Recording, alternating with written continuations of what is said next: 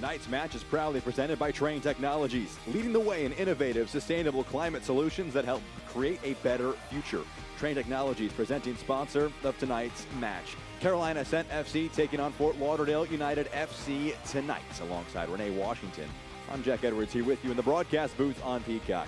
The standings entering this Saturday evening clash. Carolina looking to chase down Lexington, who had a win earlier today against Brooklyn, while Fort Lauderdale United trying to do something similar after that defeat for Brooklyn, trying to claw back on that playoff line, 10 points behind it as things stand. These teams last met back in November. It was a close one, and for a third straight time, Fort Lauderdale won on the road. And they've had a number of close games in this series, and it was Kiara Locklear's service into the box that fell perfectly to the feet of Jasmine Hamid, who was able to score this one. And since this, though, Fort Lauderdale winless in their last 11, whereas Carolina has been trending in the right direction. Yeah, this was a defeat for Carolina at home, but their last 4 games, they've been in some great form. A 2-0 win at Brooklyn last time out. Yes, and they've now had 4 wins in a row and on a 4-game shutout streak. And you look at how they've been playing, it's been phenomenal. It was Mia Corbin and Cindy Studer that had the goals for them in this game. It's set pieces, it's execution, and it's the confidence to find ways to put balls in the back of the net. And this team's been winning as a team, finding ways to have everybody step up and contribute. Jill Aguilera is one of those players. 42 chances created this season for the reigning defender of the year. Yeah, 136 crosses along with those 42 chances. She gets forward, she gets up the wide flank, and she's a big part of why their offense is able to feed their playmakers up top. She is one that has great vision, also is able to unbalance their opponent's defenses, and really helps dictate the tempo of their offense. A player to watch out for sure, presented by Gatorade. As for Fort Lauderdale, off the heels of their 2-0 defeat against Lexington, a former player, Daria Rajai, scoring the first goal in a 2-0 defeat. And just unfortunate, this is what Fort Lauderdale's been dealing with, some mistakes and errors that have led to some losses and results not going their way. So after that goal, then it's Sarah Griffith here that is able to put away the penalty kick, and they end up losing this game by 2 with those late goals in the second half, and they've been on the wrong side of some results due to some key mistakes down the stretch. If they're going to get a result in this one, you would not be surprised if Kiara Locklear was involved. We saw her get involved last time these two played. Well, get this, of all the times they've played, the 10 goals that have been scored by Fort Lauderdale against Carolina, Kiara Locklear has had 6 of those goals against Carolina. She also has 5 goals this season against all run of play. She is someone that is a big impact for their offense, has a knack for stepping up in big moments, and if they want success tonight to get a win, they have to go through Locklear to lock in. She loves to play against Carolina. The last 3 trips to American Legion Memorial Stadium have rewarded Fort Lauderdale with wins. Carolina trying to end that streak and continue a good streak of their own. Lineups and kickoff after this break.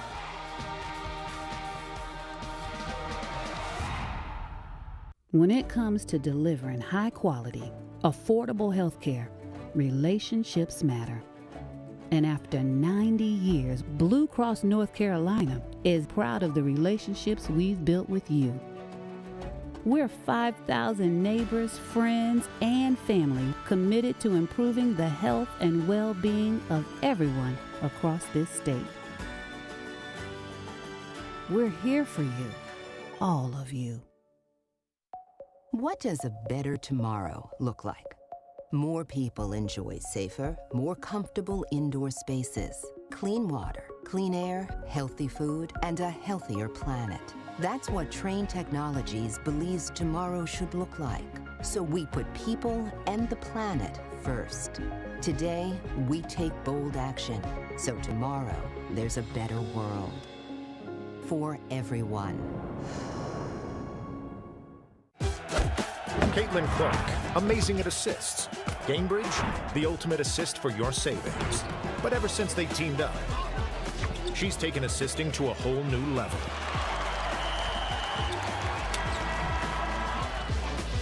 Caitlin Clark, graded assists. Gainbridge, graded assists for your savings.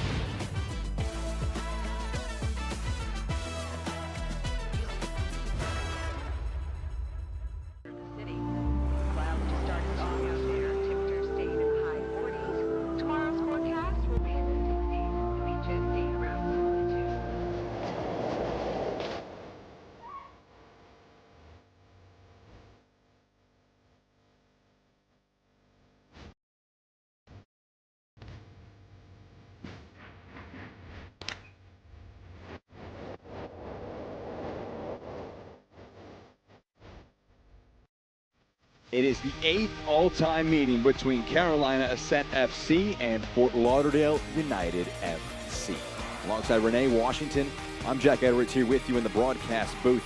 It was a matchup we highlighted in the Open. The last time these teams played, it was a 1-0 win on that occasion for Fort Lauderdale. The teams have trended in different directions since that game. What does this one have in store for us? First, the lineup for the home side, Carolina. 4 straight shutouts. Why make any changes, Renee Washington? They don't make any changes in the roster. If it's not broken, don't fix it. The same starting lineup we've been seeing Carolina Ascent rolling out in this 4-game winning streak. It's Sydney Martinez in net. It's also their 4 new signings from the January transfer window, and Tyler Lucy, Ava Cook as well will be coming off the bench. That we'll see her. Lily Nabet and Shea Groom are going to get the start as well. And then captain Jill Aguilera, who we highlighted in the Open, getting the start on the back line as well for Carolina. So important in that back line. 22 starts now for the captain, Jill Aguilera. Goal and 2 assists after 2 goals and 7 assists last season. Here is the lineup for Paul Jennison, the interim for Fort Lauderdale United. A 4-4-2 shape for them in this one. 2 changes after that 2-0 defeat at Lexington. Well, we see the goal scorer of their previous matchup against Carolina, Jasmine Hamid, getting the start up top alongside Kiara Locklear. So that duo gets to start together. And then also Haley Craig in net, and then one of their leaders in Shania Gordon on the back line, as well as Broward County native Emily Thompson, who they just signed Thursday, making her debut, getting the start today in the midfield for Fort Lauderdale. It's a pro debut for Emily Thompson, playing in that front line. These teams know each other quite well. Philip Poole has played now as a coach, I should say, 8 times when this one gets going for Carolina. It's a different coach this time around. Paul Jennison is who he will face off with for a Fort Lauderdale team. Just to reiterate that number we mentioned in the Open, since these teams last met, it is 11 without a win for Fort Lauderdale, trying to stabilize themselves at a place they have been very, very successful at. 3 successive wins at American Legion Memorial Stadium. They've won 4 of the 7 all-time meetings to this point. They're trying to have a similar fate in this one, while the home side have just been clicking in the exact right way. Lauren Aldrich is our center official. We have the whistle from her, and we're underway from Charlotte, North Carolina. Alongside Renee Washington, Jack Edwards with you, Shania Gordon, the captain for this Fort Lauderdale side, getting the first touch on that long ball forward.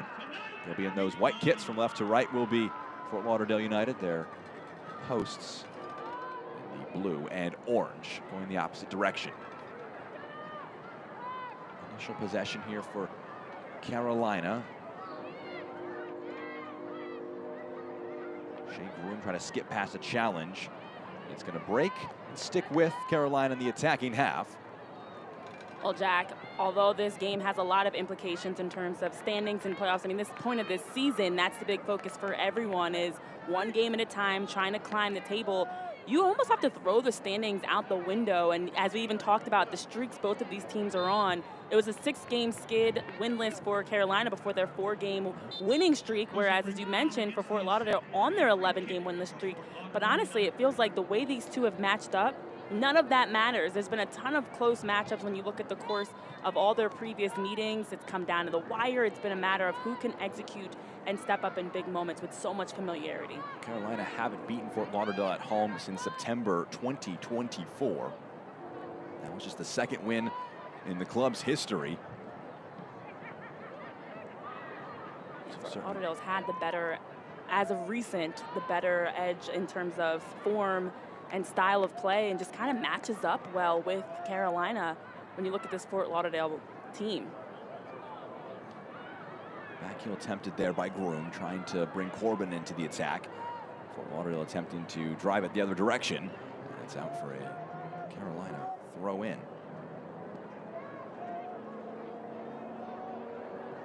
Groom.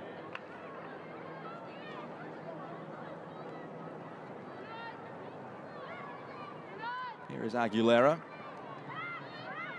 Face off with her opposing captain a number of times. The left back up against the right back. It's rolled forward into the channel, but the flag goes up. Offside goes against Carolina Ascent.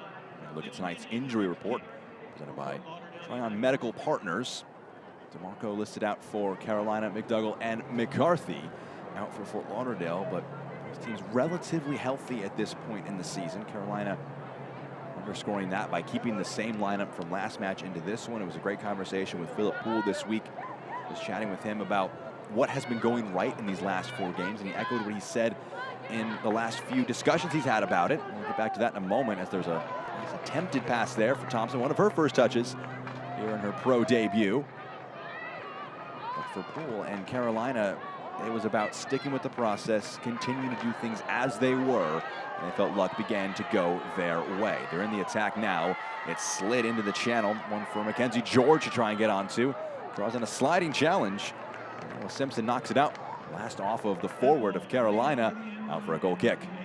That's a couple opportunities now for Carolina to get forward. They had an offside call on the previous possession. This one just unlucky to be able to track it down. And you look again at this Mackenzie George, a little bit frustrated after this. Maybe wanted something to go her way here, and especially thinking that could have been a corner kick. So that's a couple of back-to-back possessions for the Ascent they weren't able to reel in. Gordon, that one just running out of space, and it's out for a throw. Well, this is that time of the season also, Jack, where you're fine-tuning so much about your play. You want to start to get things a bit more polished and consistent, and I think that's also something that's so different about these teams as to why they are in their current position and standings. You look at Carolina, it's been off of their defensive success and consistency. 4 shutouts is very difficult in this league, in any league. And it starts there, and then they consistently are building through that. Whereas Fort Lauderdale, as we even talked about pregame, some mistakes, some errors, some miscues that have led them to drop results, which should also mentally as a player be difficult to work through as well. Jennison has credited the squad with their mental fortitude to try and continue their professionalism, training incredibly hard to try and right the ship.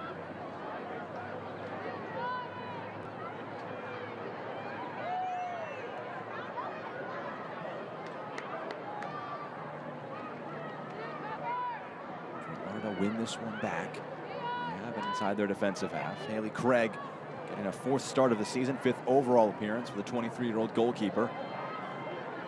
Turned over in a dangerous spot here. It's knocked out. It's going to run out. A chance now with a long throw, perhaps, if they want to try one. We've seen that implemented more and more across the game. Lofted into the box. A little underthrown on that one. Bounces back, lifted into the area, but again defensively, Fort Lauderdale doing just about enough. Merrick trying to chase this one down. Does very well to keep it in play. Good first touch and turn. Jasmine Hamid a chance to drive forward. You just see the pressure the Ascent are bringing. This is the first time Fort Lauderdale's really trying to break through into some open green. But look, as I'm even saying it, at just what the Ascent are able to do defensively. This is something that head coach Philip Poole spoke to us about, their resilience and just how they play so persistent. When they lose the ball, immediately working to win it back and not giving Fort Lauderdale really an ounce of space to try to build and break their lines of pressure.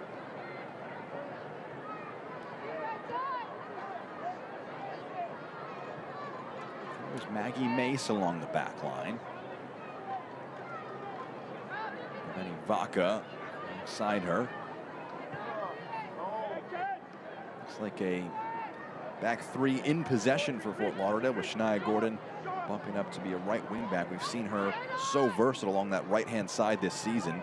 Right back, right winger, right wing back is where she is right now as she probes a pass forward. Thompson gets onto it. Good ball out wide. Here is Kiara Locklear. So dangerous. Carolina know all too well. It's cleared out, but falls right back to her. Van Schreek not able to go for that one. Offsides. First shot, big time save. The rebound falling for Gordon, but the flag was up for offside. Would not have counted, but a fine save from Sydney Martinez. That's a great build-up for Fort Lauderdale. It's taken them some time to get into the attacking third, but look at this beautiful ball played across the box.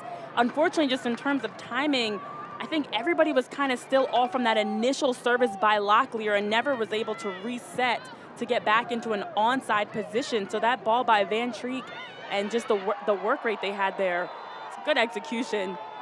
That'll be a foul. That will be a yellow card.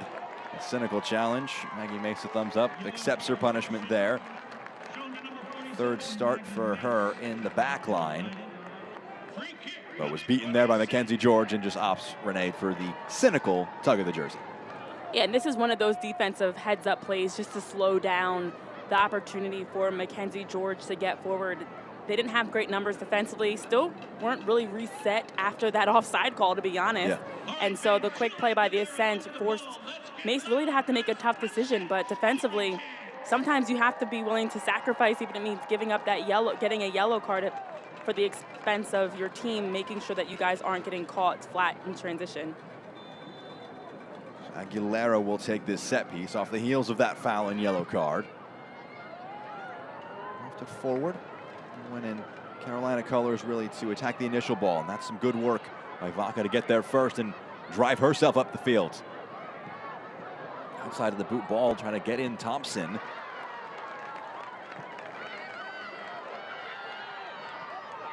They have found George a number of times in these first few minutes, trying to go one-on-one with Shania Gordon. And Gordon just sees it out. It'll be a goal kick here for the visitors. And this game could heavily rely on the transition play for a number of reasons. When you have a team like Fort Lauderdale that's struggling to get results, sometimes they're defensively used to just kind of hunkering in, getting numbers behind the ball, getting compact, and kind of just packing it in defensively. So to catch them in transition is a way to exploit those open spaces. But it's the same for Carolina for a different reason. They're very defensively organized. So in transition, you have the opportunity to now unbalance them before they're able to set up their defense. So I think both of these teams are susceptible in transition play defensively. Hamid trying to shift the center of the field out to the left-hand side. Simpson.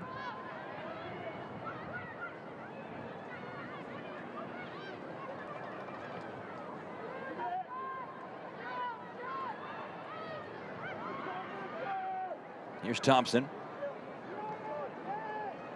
Lift one in for Locklear over the top.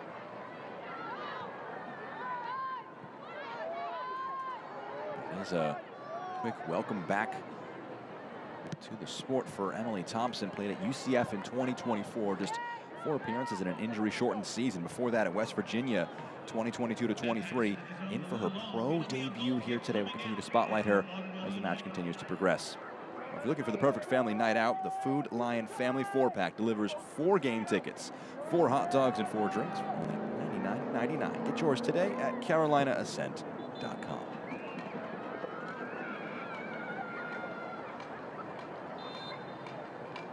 Greg will get play started here.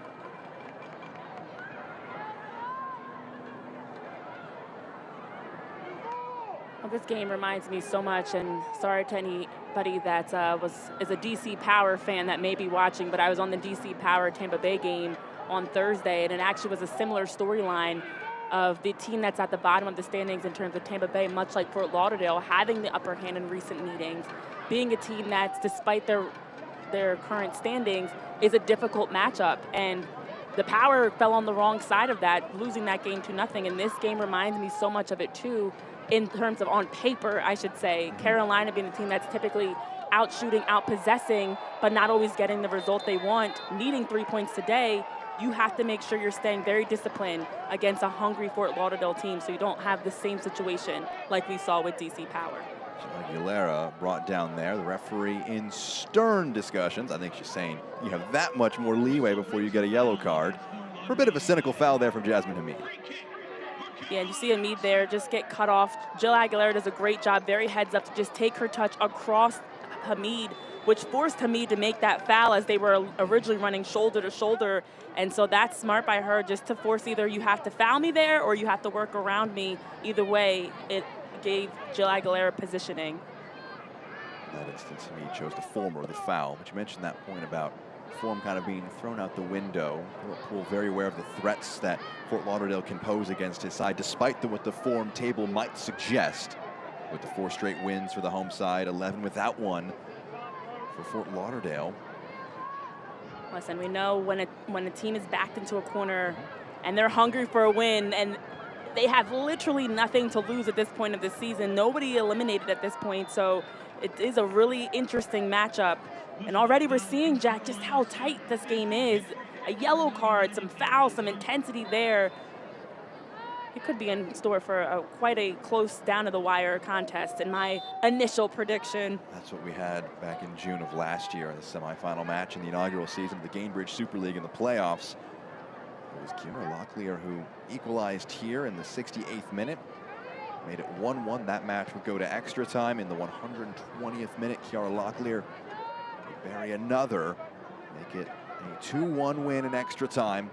Send Fort Lauderdale United to the inaugural title match. And despite their successful year in 2024-25, they were sent home there. But in the box now, Shania Gordon gets the shot away, and it's parried over the bar. Sydney Martinez, that one will count for her save total and call into some early action in this one as Gordon has her shot saved.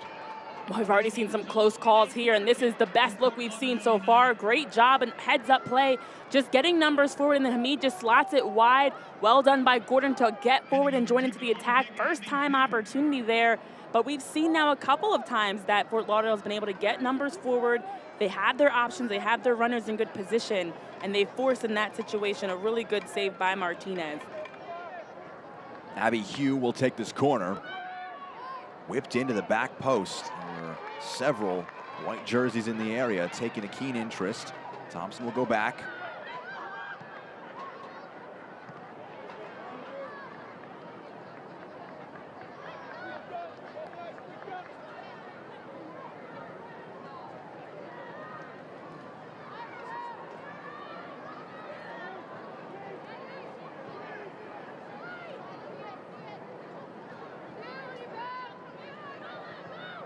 That pass a little under hit. Carolina's press paying off, but a good challenge to avoid the initial threat there.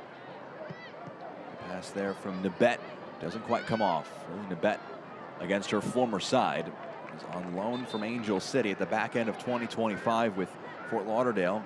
Mid-season was able to free move over to Carolina. Spent her collegiate time with Duke 2017 to 2021 to big success. Back in North Carolina as this one's rolled forward for Locklear. So dangerous in transition. And Locklear now outside the 18, waiting for numbers and support. Lifted into the back post, and offline line able to deal with it there is Martinez. We highlighted her in the open, and she's showing us that we chose the right person. Kiara Locklear, just so active up top, making runs, peeling off the back line and drifting to open spaces. And already, I know we talked about how Carolina might be the better team. Well, right now, it's 60% possession in favor of Fort Lauderdale, as well as just better chances. That's now a couple of opportunities, some shots. They have had the better of play so far. That's going to be a foul going the way of Carolina, and there's a discussion here. Maggie Mace was already on a yellow card, and the referee is saying, hey, you were on a yellow. That could have been a yellow as well, but it looks like it's not going to be one. I think Mace is going to be a little fortunate there, Renee, to avoid a second yellow. I don't know, that was a close one, Jack, and she's definitely fortunate. You saw Shea Groom immediately just kind of pleading her case, wanting more than just a foul called there, but Mace, of course, defending herself. I think trying to say she was going for the ball. You saw the arm jockeying. When you're sitting on a yellow card, you cannot afford to take those same risks. We saw Jasmine Hamid take that risk and just get a foul called, but she does not have a yellow card currently. So Mace, as one of their better players, you have to play smart. They do need her on the pitch.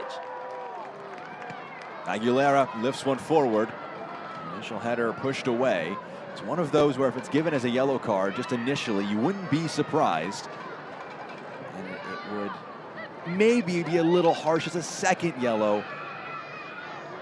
Maggie Mace. Well, here's the thing. The definition of a tightrope she's walking now. Oh, very much. Tiptoeing. I don't know how much tighter she could be on that tightrope. That could have been a yellow card, and I don't think I would bat an eye at it. I think the other reality is we were just highlighting how well Fort Lauderdale is playing. They're out possessing. They've created the best chance we've seen so far of the match, and one thing that can change that is a player picking up a red card. We talked about how unlucky they've been, how they've had mistakes. That is absolutely a costly mistake that could definitely change the trajectory of this game. So something to certainly watch out for.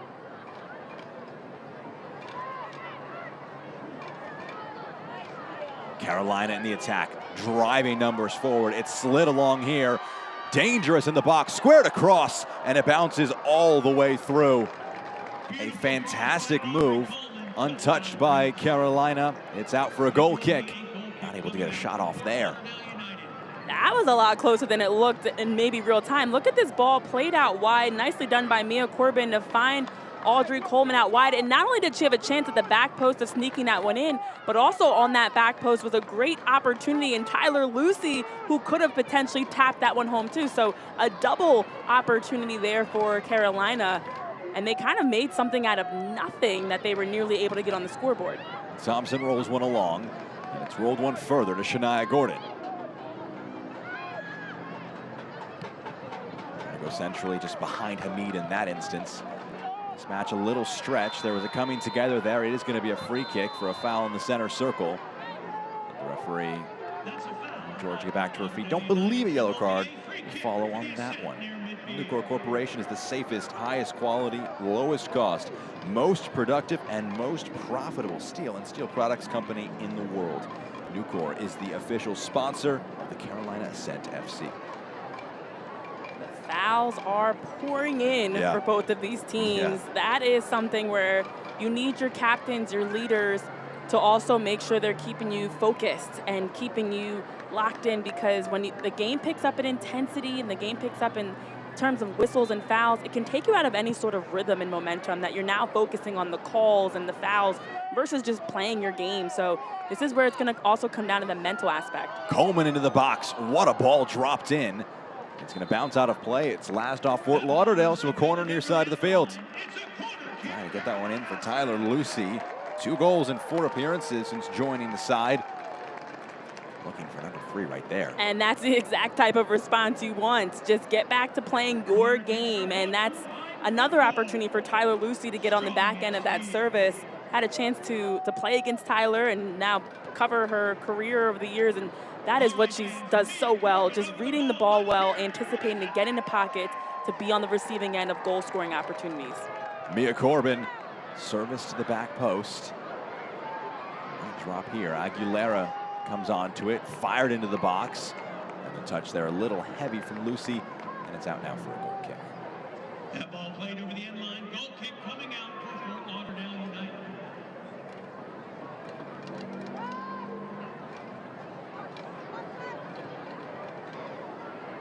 Lauderdale need to be careful with those passes that they're possessing around their own goal. Creeping towards their own goal line. Well, one of the goals they gave up in their last game, the first one, was just kind of getting a bit too comfortable and maybe a little bit too cute in their possession as well. They're getting high pressure from Carolina. They need to see if they can possess higher up the pitch now, so that way if they do lose it, you're not losing it in your own defensive third. Here's the pressing again, just you can see how close they got to the goal line. They're just committing numbers forward and forcing these errant passes. This one is last off of Carolina, so it's a throw. Went a little close for comfort, as you saw it again on the replay.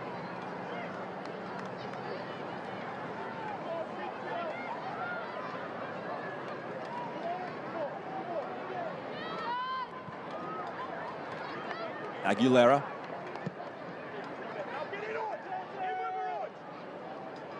George just fighting for this one. This ball squirms free. Vaca on it now. You just see how much Carolina has Fort Lauderdale now pinned in their own defensive end. This is what they did in the early goings of the game.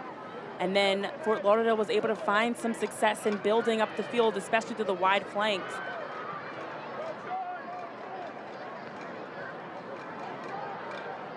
Last off of Locklear. So it is going to be a throw for Carolina, taking too far up the field. They do it over again.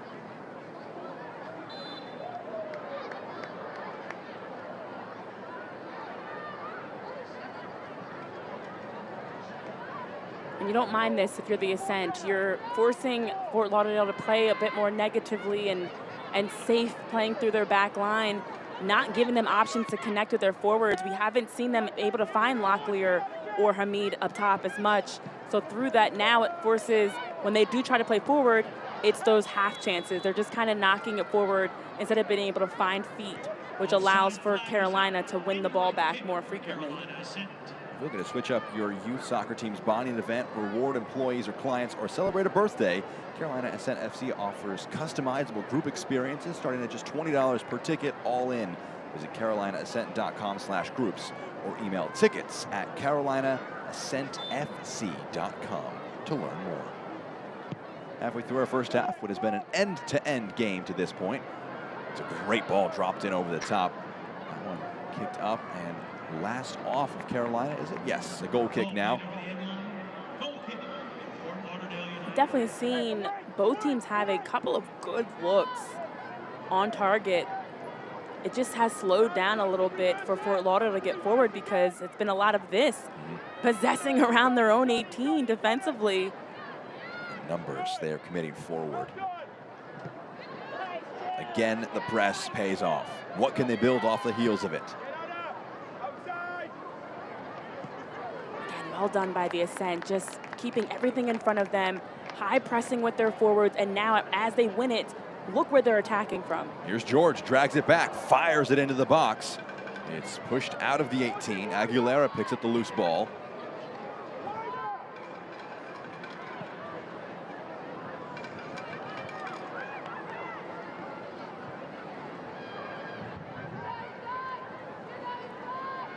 And when a team is high pressing you like this, for Fort Lauderdale, they have to have quicker options. Right now, as you see, even that turnover that Tyler Lucy was able to win and regain possession for the Ascent, there's not a lot of options for Fort Lauderdale when they win it. You need to make sure your teammates are quickly transitioning, getting your offensive shape, giving quick looks so you can find feet and build.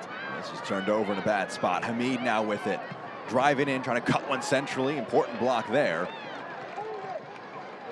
Carolina trying to avoid conceding a throw, almost conceded a strong opportunity, and great defending there, has to be said, from Maggie Mace, who has been caught in some one-on-ones that she has gotten the worst off of, committing some fouls in that instance. Very good defensive work.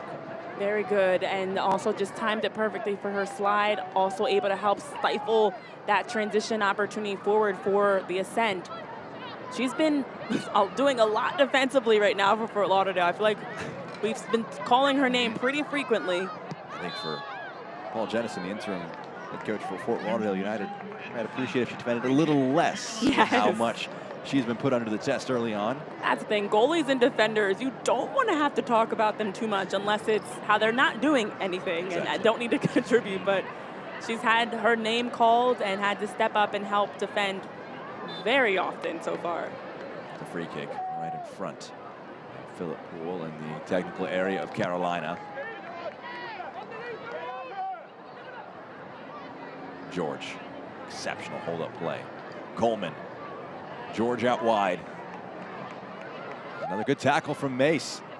Unafraid on a yellow card, and I call it an orange card with how close she came to getting that second one. But again, great defensive work. Just a third appearance as a professional.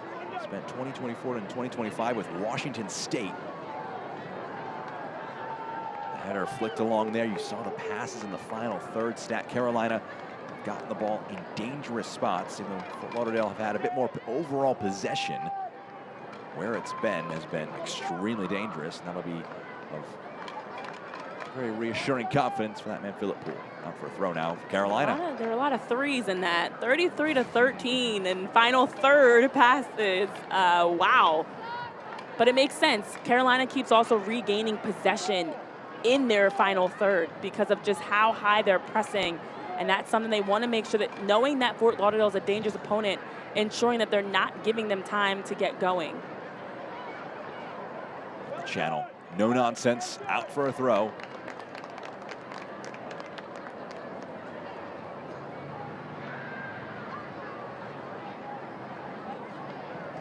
Lucy lifts one into the box. Gordon, a leaping clearance out of the 18, a bit of a looser touch, but a good sliding challenge. Helps to avoid losing possession there for Carolina. here for Fort Lauderdale, just imploring their team to step higher. This is their opportunity. Anytime that Carolina plays backwards, to step, get your line higher, get your numbers forward to join into the attack, to now try to see if you can pressure them the same way that Carolina's been pressuring Fort Lauderdale. Gordon back defensively. See the idea on that header.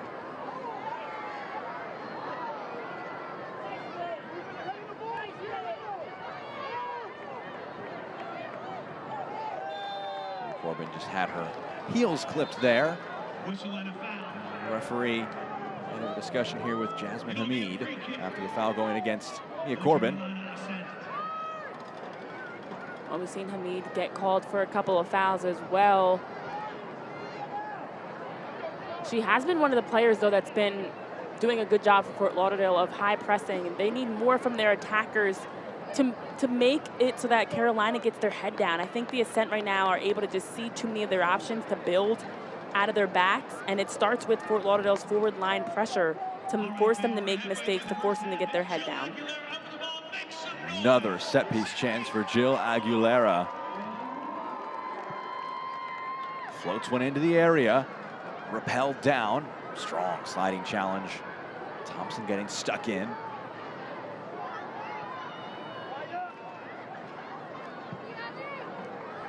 Aguilera flares one into the box, bounces all the way through. Craig gets onto it. That's been the area for the Ascent. Although they've had a remarkable number of final third entries and passes, it's just the ability to be a bit more clinical and patient. Their final runs, final passes, final looks haven't been consistently enough in terms of being dangerous and threatening. And that's an area that, even though they're possessing it and keeping it higher, you need to make sure you're getting shots out of it, getting something out of it.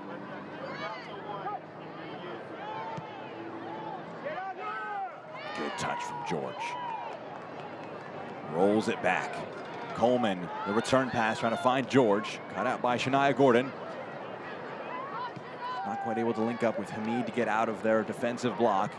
No nonsense there from Gordon, just launches it upfield.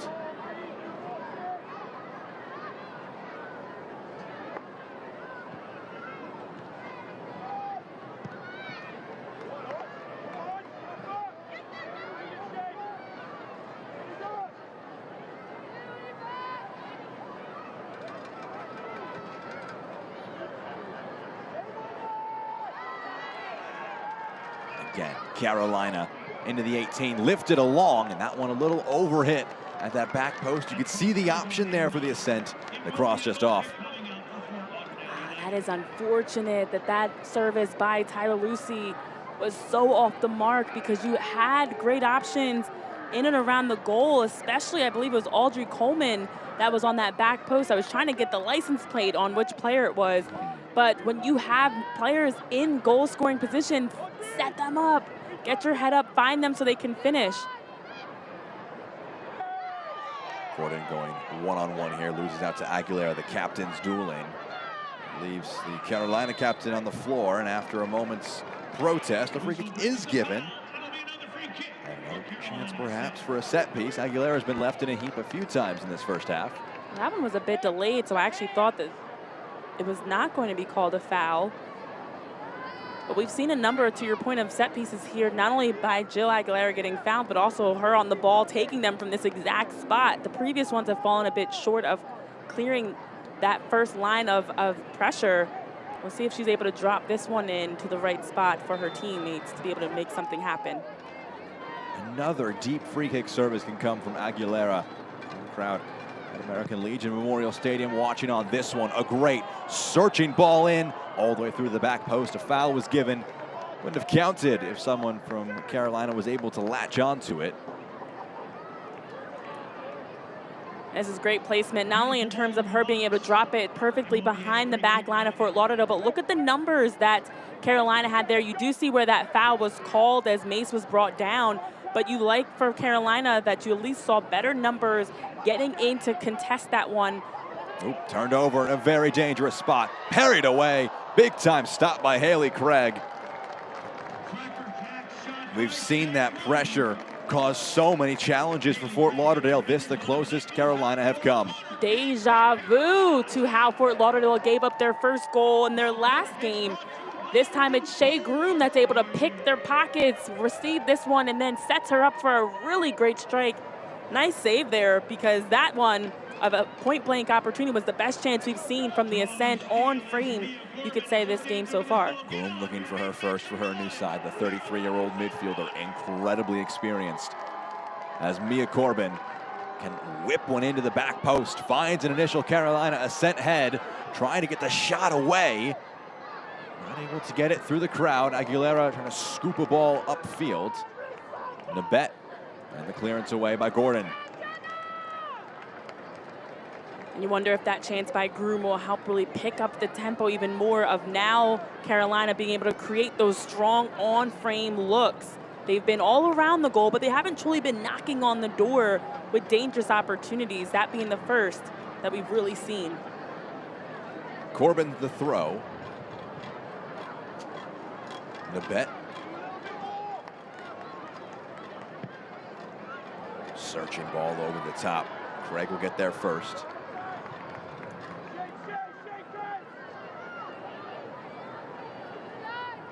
Well, for Fort Lauderdale, you don't mind these looks by Carolina from a distance that allow Craig to just come off her line and scoop them up. They're not point-blank shots like Shea Groom's shot we saw.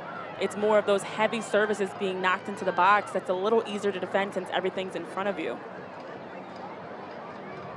Thompson got there first. This one will roll kindly for Jasmine Hamid. First time pass. Just kicks it forward, asks Locklear to run onto it. Always a willing runner. Kiara Locklear leading the line. This pass finds Kat Gonzalez. Another player facing a former side. Gonzalez spent 2024-25 with Carolina, making the move after the inaugural campaign from Florida to North Carolina.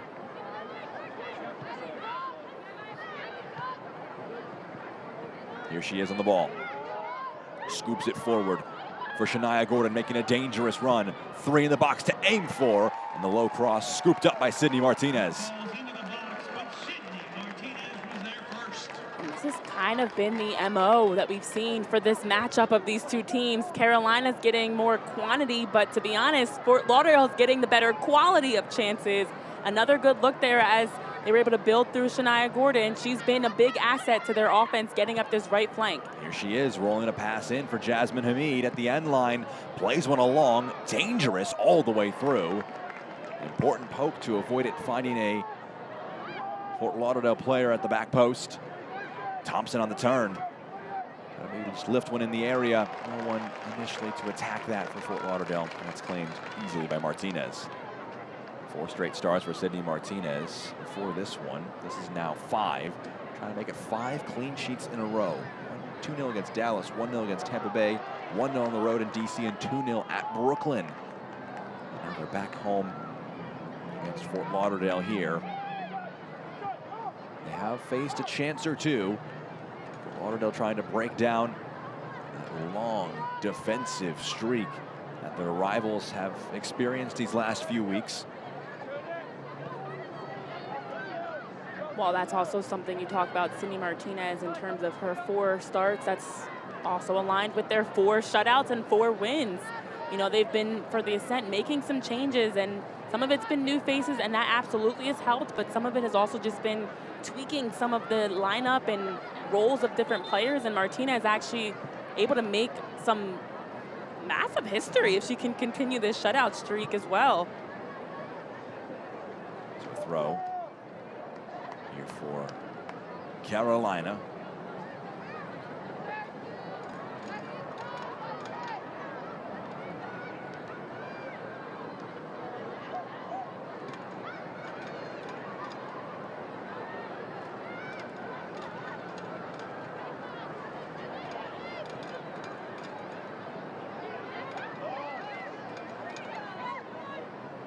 Thompson.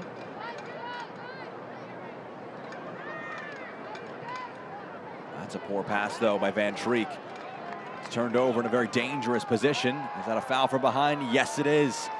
Kelly Van Treek going through the back of Shea Groom. A foul given here, and it's going to be a yellow card now. Kelly Van Treek joins Maggie Mace as players on cautions. And on top of that, an Apollo. And you look here again as Shea Groom is just on the hunt. Here comes Van Treek with the push in the back. Unfortunately, I feel like the majority of the fouls we've seen from Fort Lauderdale have been very similar. It's trying to run as we get a shot of Mace, who's also on a yellow card. Mace, Van Treek, the other fouls that we've seen in the cards as well have been chasing them, pursuing from behind, and then the arm jostling and grabbing them down. So just need to play a bit smarter there to make sure you're not fouling, because now, unlike the other fouls, this one's in a very dangerous spot as Tyler Lucy's on the ball. Right down the middle, dead center. This is a great goal scoring position for the Ascent. Tyler Lucy.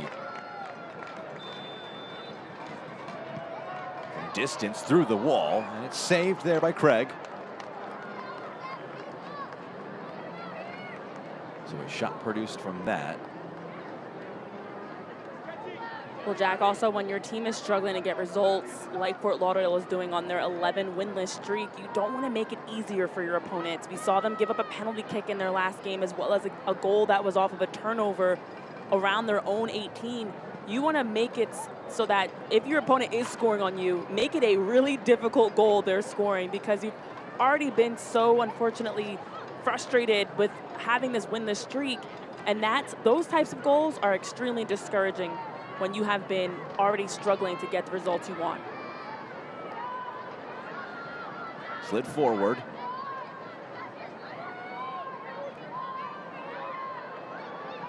Hamid rolls it along. Thompson on the turn. Gordon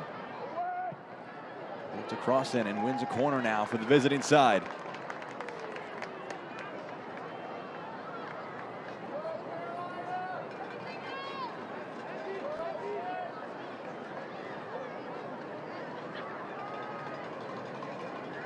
That ball was played over the end line. It will be Another corner comes here for Fort Lauderdale United. Abby Hugh took the last one from this near side of the field.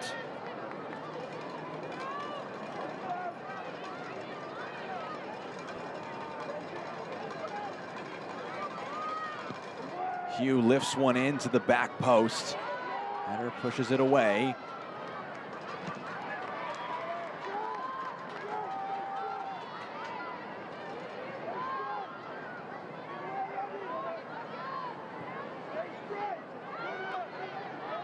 Gonzalez. There's fire one through the middle. It drops for Hamid. Hamid goes at it herself, and the shot off target. And Abby Hugh wide of her. Out of play for a goal kick. Food Lion is the official grocer partner of the Carolina Ascent FC. Food Lion is proud to support the Charlotte community as the official grocer of the Ascent.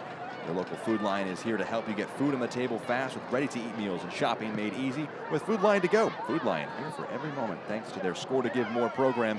6,000 meals have been donated in the Ascent's second season, the Second Harvest Food Bank of Metrolina. Mace again getting caught tangled, as you were telling us all about that great sponsor. Unfortunately for Mace, that's another foul she's called for. Very, very close calls here.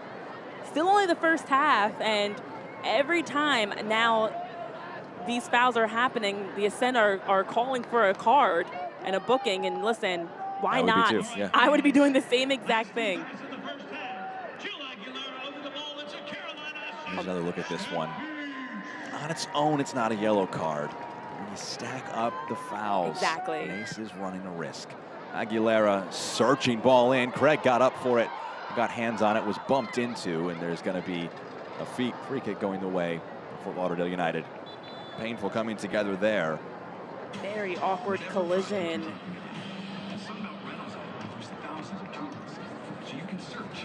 As of now, both players look okay, just a bit shaken up, encouraging to see. Jill Aguilera puts another good service into the box as well, and you look there at that collision, ouch. As Haley Craig leaves her feet, definitely scary. So yellow card there for Sydney Studer for running into the goalkeeper. For supporting your Carolina Ascent FC. That's always tricky because as an attacker, you're going for the ball. It's a 50-50 ball, and I understand it looked awful, especially in real time, of the way they collided. But they're both essentially two players going up for that 50-50, just like if Craig is a field player. And you do have someone in Sydney Studer that's her 3 goals this season off of set pieces. She's a player, they're targeting her on set pieces. She's going to compete for that 50-50 ball every time because that's one of her bread and butters of helping this team score goals. So, I mean, the yellow card there, I understand it, but I also could understand if it wasn't a yellow. It was just a plain foul. Greg back on her feet after a bit of treatment there.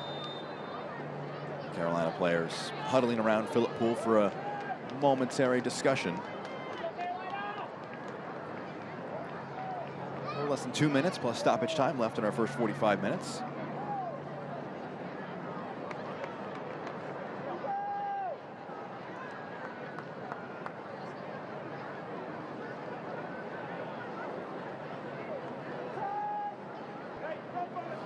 Carolina Ascent online merch store is live. Stock up for our next match on scarves, t-shirts, hats, personalized jerseys, and more. To shop, visit carolinaascent.myshopify.com. Like a minute or two of stoppage time.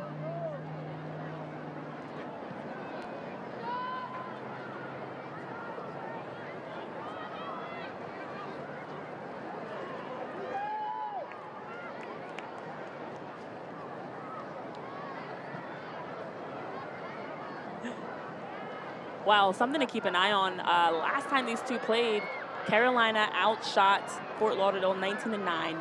They outshot them in terms of shots in the box 11-4 and were 4-2 shots on target, and Fort Lauderdale won that game 1-0. It has really been kind of the theme of these two teams when they match up, quantity versus quality. There's a good touch initially. Gordon, though, able to use her speed and slide one out wide. That is where the longer this game stays 0-0, the more it can favor Fort Lauderdale as the underdogs in this contest.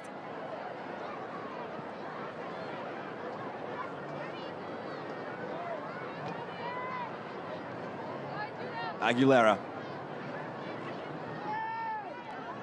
As Gordon, right on her heels, slides it into the box. Work one out wide. Aguilera. George.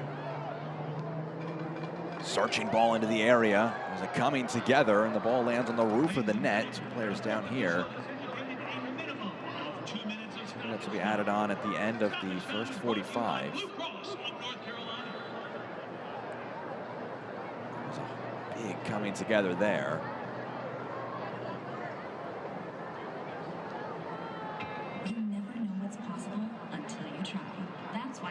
Another tough collision. We've seen late in this half now a few plays like this. I know we talked about it earlier about the intensity continuing to pick up. We've seen the fouls, we've seen the close opportunities, and this one now, Shea Groom down. These are the other aspects of this game that's very difficult. In this matchup, you want to ensure you're taking care of the ball, you're creating chances. And also, the longer this game goes, not only does that make this more favorable for Fort Lauderdale, but it allows these types of plays to happen. That's a hard collision, looked very painful. Yeah. Shea Groom, it was not only the collision in the air, but also when she landed. A hard one for Shea Groom. 8th appearance for Carolina Ascent. Made her debut against Sporting Jacks on January 31st.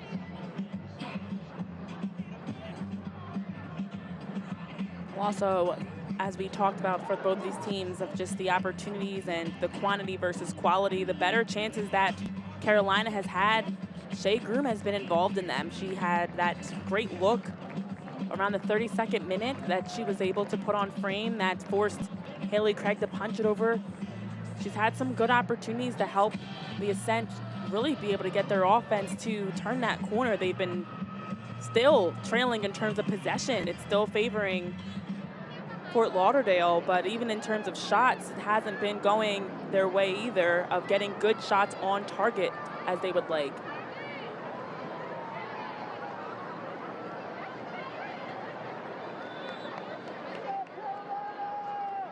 So we've had the 2 minutes of stoppage time, but we haven't played any of it, so you wouldn't be surprised if we went 2 minutes more. Another hard fall.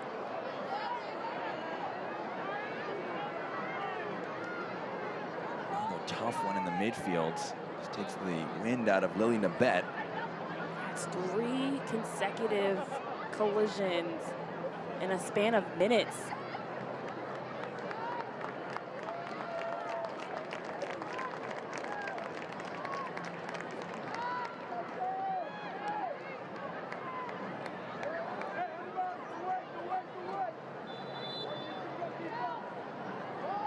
Simpson.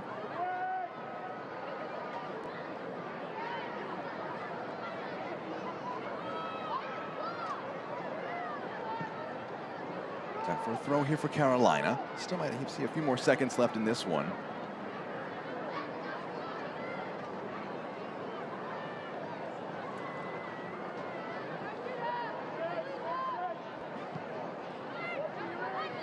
For the most part, the fouls that we've seen, there hasn't been anything malicious or dirty. It's been just both teams competing and battling, and that's going to happen. It's the playoff push is on. Both teams have familiarity, and they're looking to see if they can get a result. There's George trying to roll one centrally. Just doesn't quite find a teammate. It's pushed out of the 18.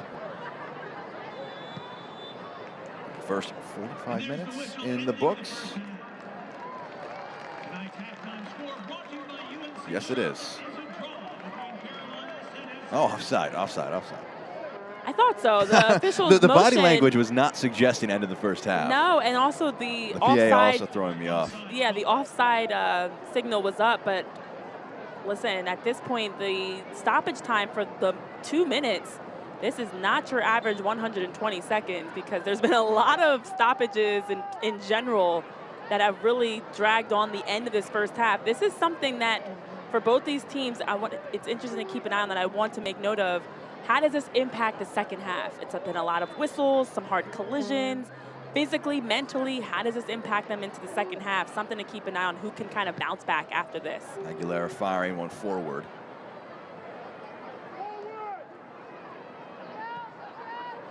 Lifted in, trying to drop one right before halftime. Gordon, the clearance on 2 occasions, able to intervene and knocks it out for a corner. Kenzie George asking a question, trying to get on the end of it. Mackenzie George was lurking in the area, almost able to break through to help get Carolina on the scoreboard first. Take a look back at this. This was a very good ball in by Tyler Lucy, and well done by Mackenzie George. Shea Groom battling for this one, and then just Gordon, the initial clearance almost came back to bite them, but stuck it out to clear it through. Aguilera whips one in dangerously. Craig got just enough on it.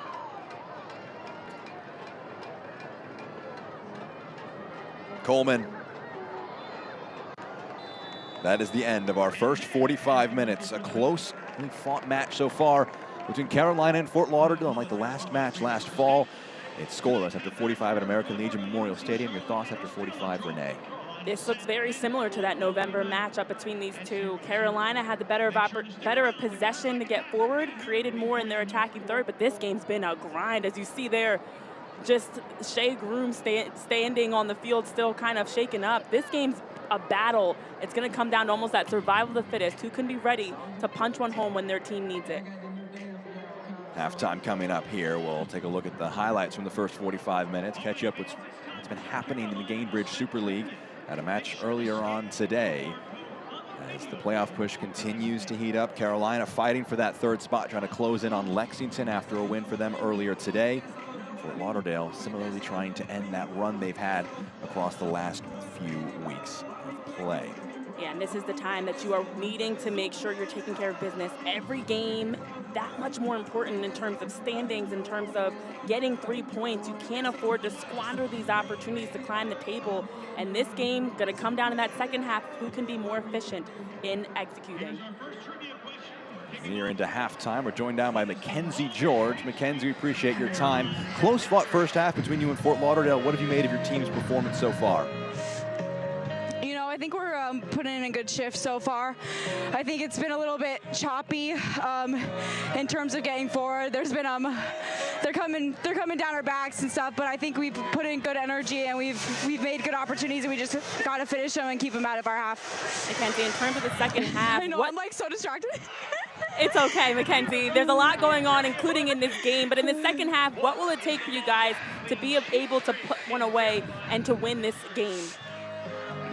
I think we just need to be a little bit more connected to each other and just focus on linking up. We've got the ball forward a lot, and we just need to get underneath it. And then when we get down to the end of the field, just getting in the box and making sure to get on the end of one. Mackenzie, thank you very much for the time. Best of luck in the second half. Thank you so much. Mackenzie George, after a first half that Carolina enjoyed the better of the opportunities, but it's still scoreless between these two rivals. Carolina 0, Fort Lauderdale 0 after 45 minutes. Halftime to come.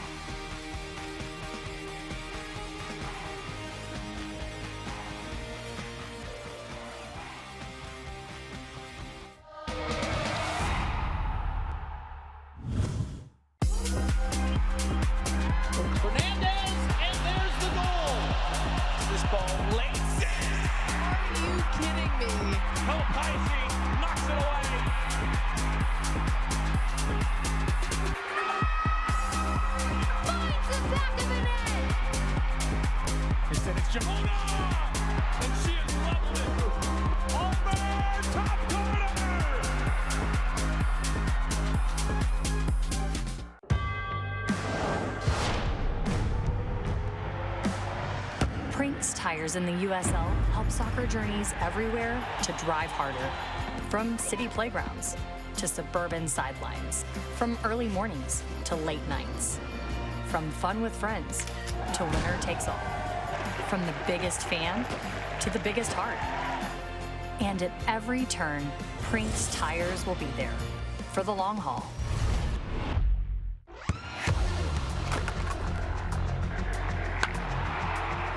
We all have goals. But let's be honest, most of us aren't going to be professional athletes. But if your goal is to finish your degree, we can help. Come to a university that puts your goals first. Bellevue University, your partner in finishing goals.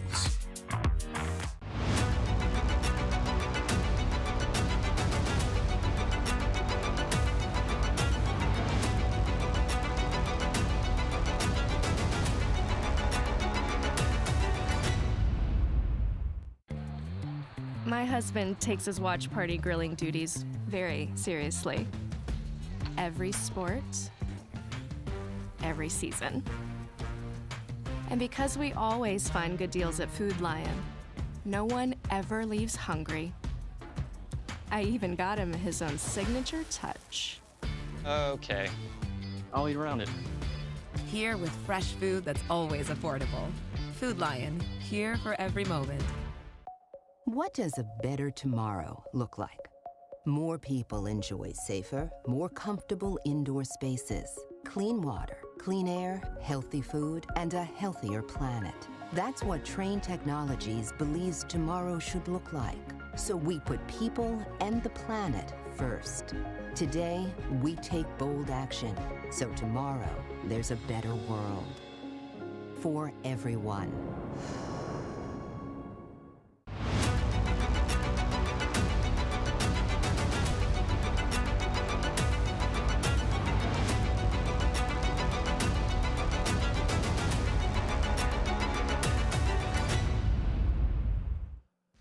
Stalemate at halftime at American Legion Memorial Stadium. Carolina Ascent 0, Fort Lauderdale United 0.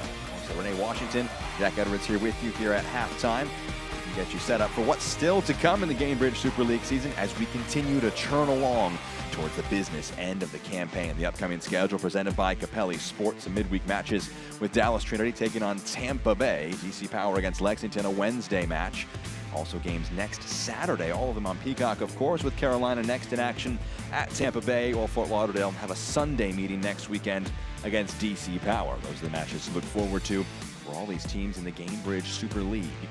The Sporting Jacks in Brooklyn and Dallas on Spokane set to play next Saturday. That's what's still to come in the next week of play in the Gainbridge Super League. We can check out what's been happening as well with some news and notes. Ashlyn Puerta, a new single-season record of 17 goal contributions, picking up an assist against Dallas last time out. And Chioma Ubogu of Dallas, the third player in league history to get 10 assists in the regular season, picking up an assist to Lauren Flynn. And that was a goal against Lexington. And for Lexington, Kat Berry, the second player this season to get to double-digit in goals, 8th player to reach 10 in a single season. Had an assist earlier today on the lone goal they scored against Brooklyn, a win for Lexington. Good news for them in second spot in the Gainbridge Super League. Carolina are behind them, trying to catch up and looking for 3 points in that match, trying to claw back. It's scoreless between them and Fort Lauderdale United after 45 minutes of play. We'll have highlights after this break and get you caught up with what happened in the first half of action.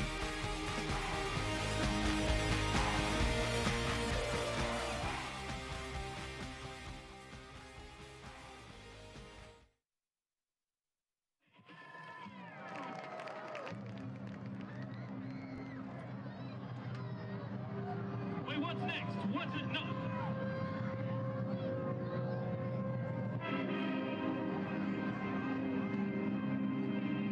I mean, that looks heavy, Tyler. That looks really heavy. No, come on, Tyler. You can do it. You can do it. Come on, get back in there. Come on, ladies and gentlemen, make some noise for this man. He needs your help right now. Come on, Tyler. You got it.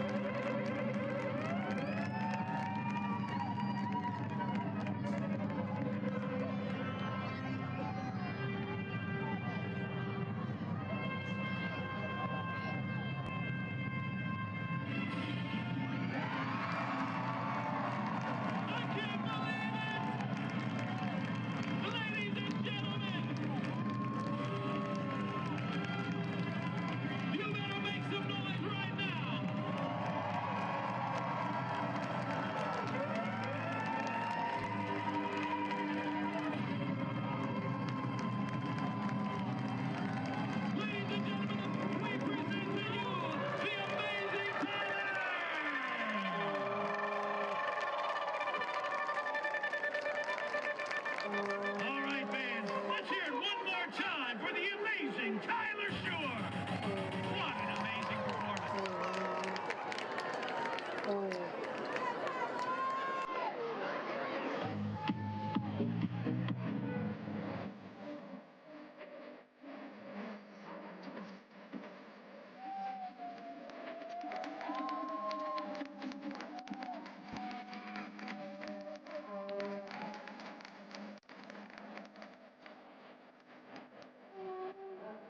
Carolina SNFC would like to wish a very happy birthday to Jennifer.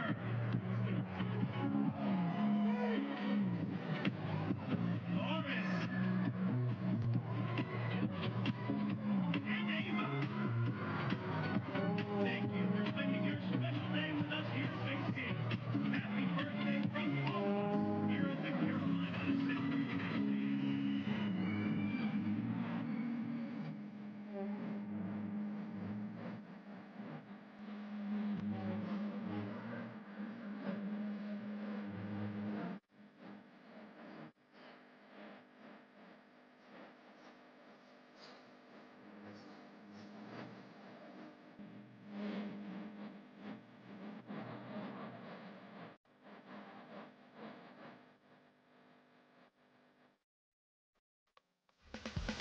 The halftime rolls on. Such an impressive skill right there. Carolina Ascent 0, Fort Lauderdale United 0. Jack Edwards, Renee Washington here with you to recap our first half of play. So no goals yet between these two sides. That's how it was when they played in North Carolina back in the fall. It took a second half goal to separate that one. 18 minutes in, an opportunity on a ball over the top for Kelly Van Treek. Well-searched ball, and draws a good save in the end from the goalkeeper. Yeah, that was one of the best chances we saw the entire half. Well done by Van Treek to serve this diagonally. This was the one, was it offside or was it not?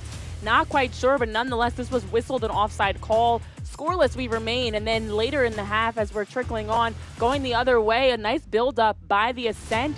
Able to slot that one out wide with Mia Corbin to find a good runner in Audrey Coleman.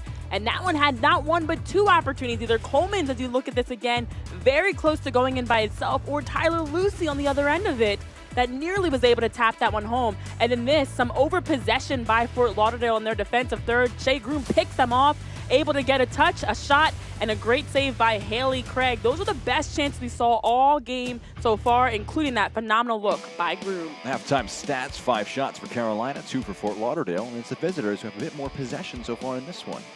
Yes, absolutely, and that's been the common theme. It's been higher possession of the field for Carolina. They've been possessing in their attacking third more, but overall possession favors Fort Lauderdale. As we saw even in that highlight clip, they've been doing a lot of possessing along their back line, but even in terms of shots, 5-2 in favor of Carolina, 2 of them on frame compared to Fort Lauderdale's 1, but neither team has really been consistently creating dangerous looks, Jack. And the other subplot in this one, the yellow cards, 2 for Fort Lauderdale. Maggie Mace picking up one, almost picking up another one herself. Well, that's 45 minutes of stats and highlights right there. These teams still duking it out, trying to see who can pick up all 3 points in this one. Fort Lauderdale haven't won since they last played here. Well, the second half have a similar result for them this time round, scoreless after 45.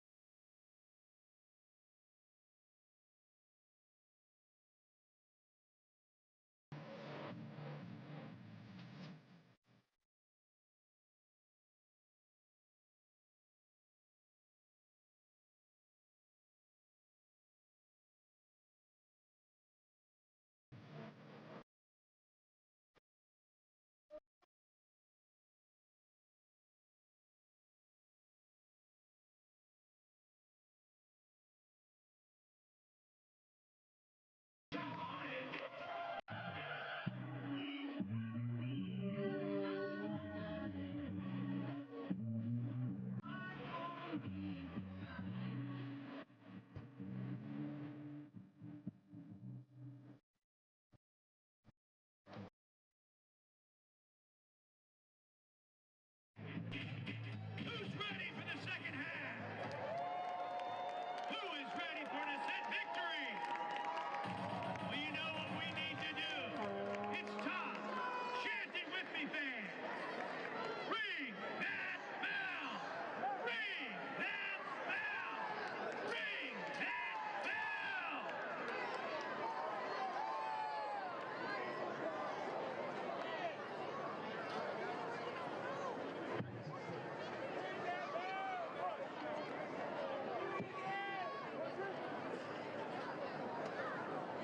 Substitution in the second half for Fort Lauderdale, coming into the game, number 27, Julia Grosso. For 47, Maggie Mace.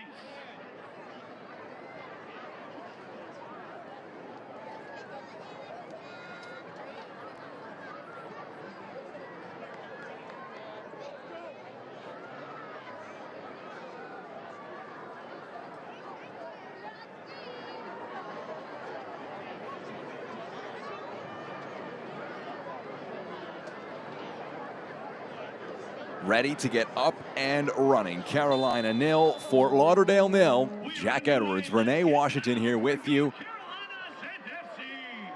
A halftime change for Fort Lauderdale. Maggie Mace makes way for Julia Grosso. And Renee, that's a sub that makes a lot of sense, we think. I think it makes sense also just in the sense of giving them a new look. Mace also sitting on that yellow card. You don't want to get caught in a red card situation either. So definitely just a change of personnel, and overall we'll see if Grasso can help maybe solve some problems that Fort Lauderdale needs to be able to generate more opportunities to get forward. Last off of Fort Lauderdale, far side of the field. So a throw in for the home side. Judging those stats at halftime, just a few shots overall for both teams. Talked to Mackenzie George at halftime. They have been able to get the ball in dangerous spots, and she spins, trying to get into the 18 across, lifted into the back post, running onto it, Merrick, and just gets the wrong contact on that one.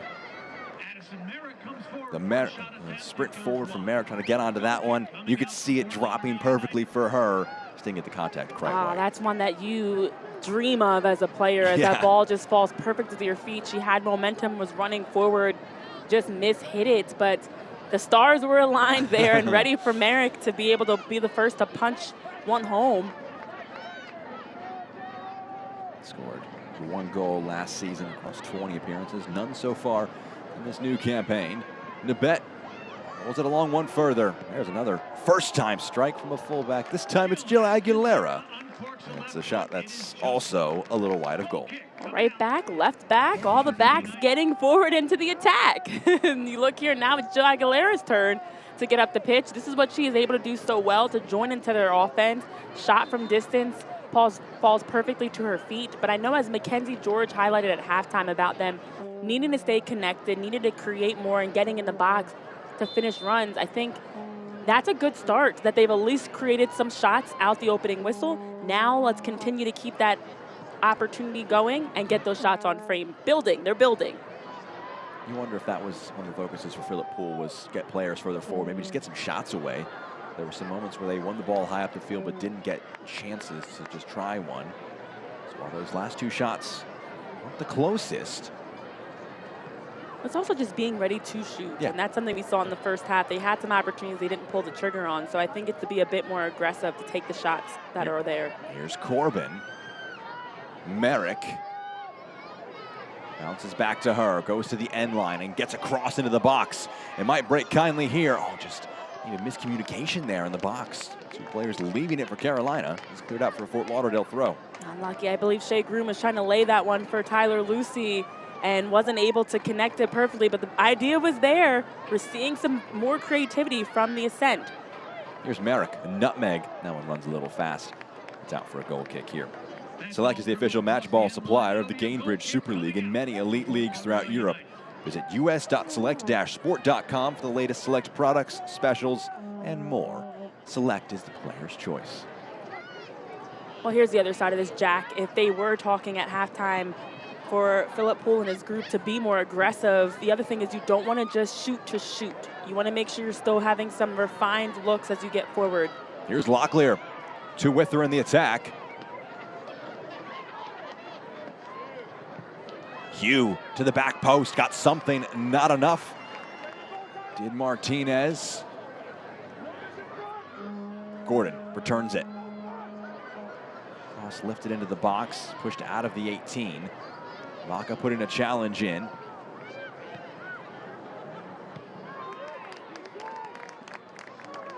Positive attacking signs there from Fort Lauderdale.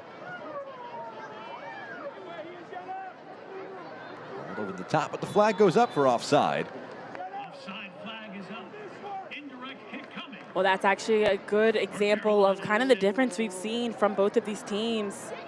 It hasn't been a lot of opportunities for Fort Lauderdale. I know I keep saying this, but when they get forward, it just seems a bit more fluid and connected. And even that last chance, although offside, the idea was there. I mean, this is a team that's in 8th place, as you see on your screen, with 19 points, sitting well below 500 at 4-9-7 this season. But they're not really looking like it in this run of play. They're being a bit more composed, a bit more patient, so that when they do get forward, although they're weathering the storm of all the Ascent are sending their way, when they do get forward, it's been a bit more composed. Here's Fort Lauderdale trying to continue that trend that you mentioned, Renee. They're scoreless in 4 of their last 5 defeats in those matches they didn't score goals in. Their only goals come in a 3-all draw with Brooklyn so far since the turn of the year. 2026 has not been kind to them so far in terms of results, but again, as I mentioned earlier, the longer this game stays 0-0, the more it does truly favor Fort Lauderdale as the underdog in this matchup. Here's Hugh. Trying to get one into the box. Locklear was the target. Gonzalez got a foot to it, and it's now with Hamid. Her pass a little under hit. Van Treek.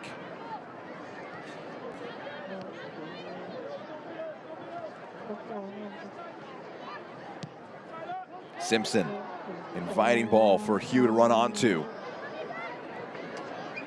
Hugh fires a cross in just over the head of Thompson. Van Treek out wide. Gordon not able to get her touch onto it, and it runs out of play for a throw. The Gainbridge Super League season is in full swing. Visit GainbridgeSuperLeague.com for all the latest information, analysis, and insight into all things Gainbridge Super League. How about Emily Thompson in her first game with Fort Lauderdale since being signed on Thursday? The news broke shortly after we even had our coaches call with Paul Jennison, the interim head coach, and a nice local product for them that's had success, had some injuries, and for this being her first game, positive. Very positive. I'm sure she's still learning teammates' names probably, but you see her just instilling some of her, I know they mentioned her as an electric attacker and the goals that she scored. You see her getting forward and helping in this attack, and she doesn't even know her teammates well enough yet. Imagine what that will look like as more chemistry continues to build. Very positive, been trying to get on the ball here across the match. Showed some nice attacking spark.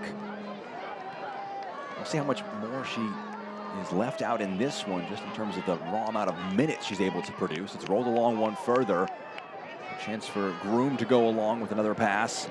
Aguilera just lifts across in, and Craig is underneath it, makes the catch. Well done there again by Haley Craig, just to see that one in. You could see her making sure that she didn't underestimate the pace and angle of that ball into the box. Saw it in well. That one hits the back of Thompson. Again, most people 2 days into a new job are still filling out some paperwork and getting into some onboarding. She's in the game. Thompson, a collegiate career that took her from West Virginia to UCF. Originally from Broward. Corbin just tosses one.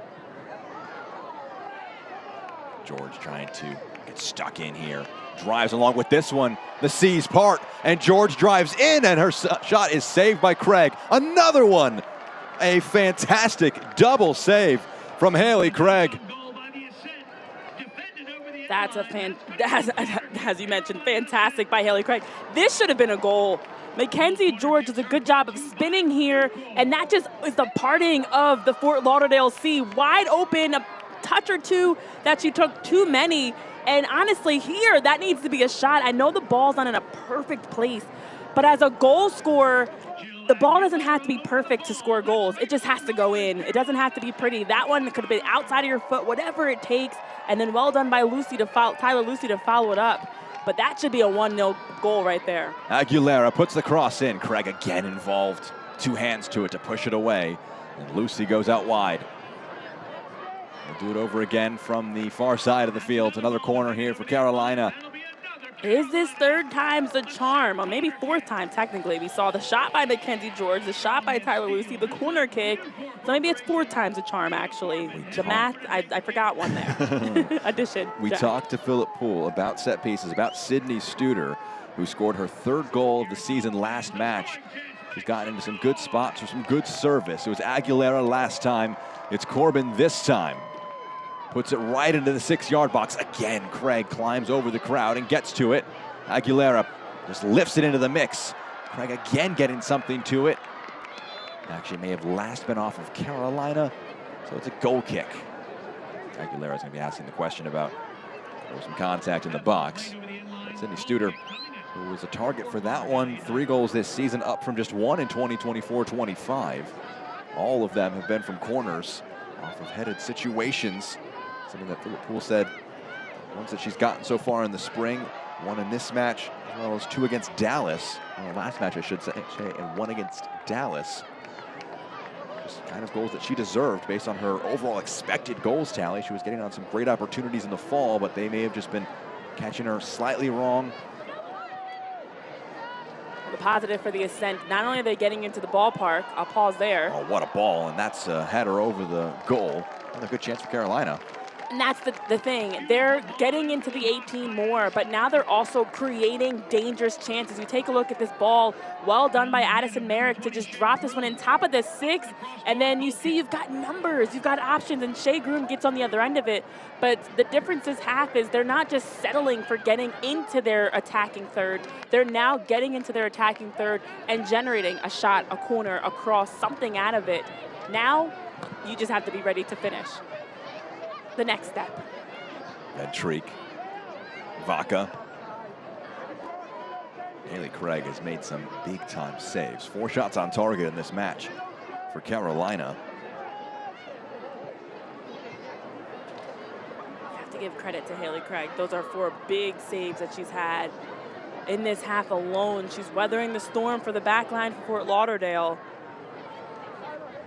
And you wonder, will the Ascent be able to maintain this level they started the second half with? Home fans will certainly hope that's the case. Try and translate that into opportunities, into goals.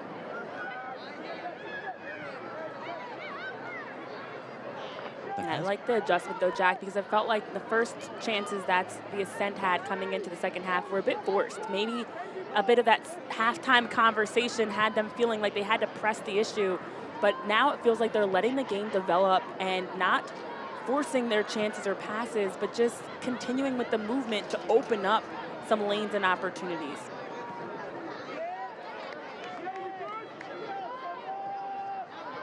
Corbin.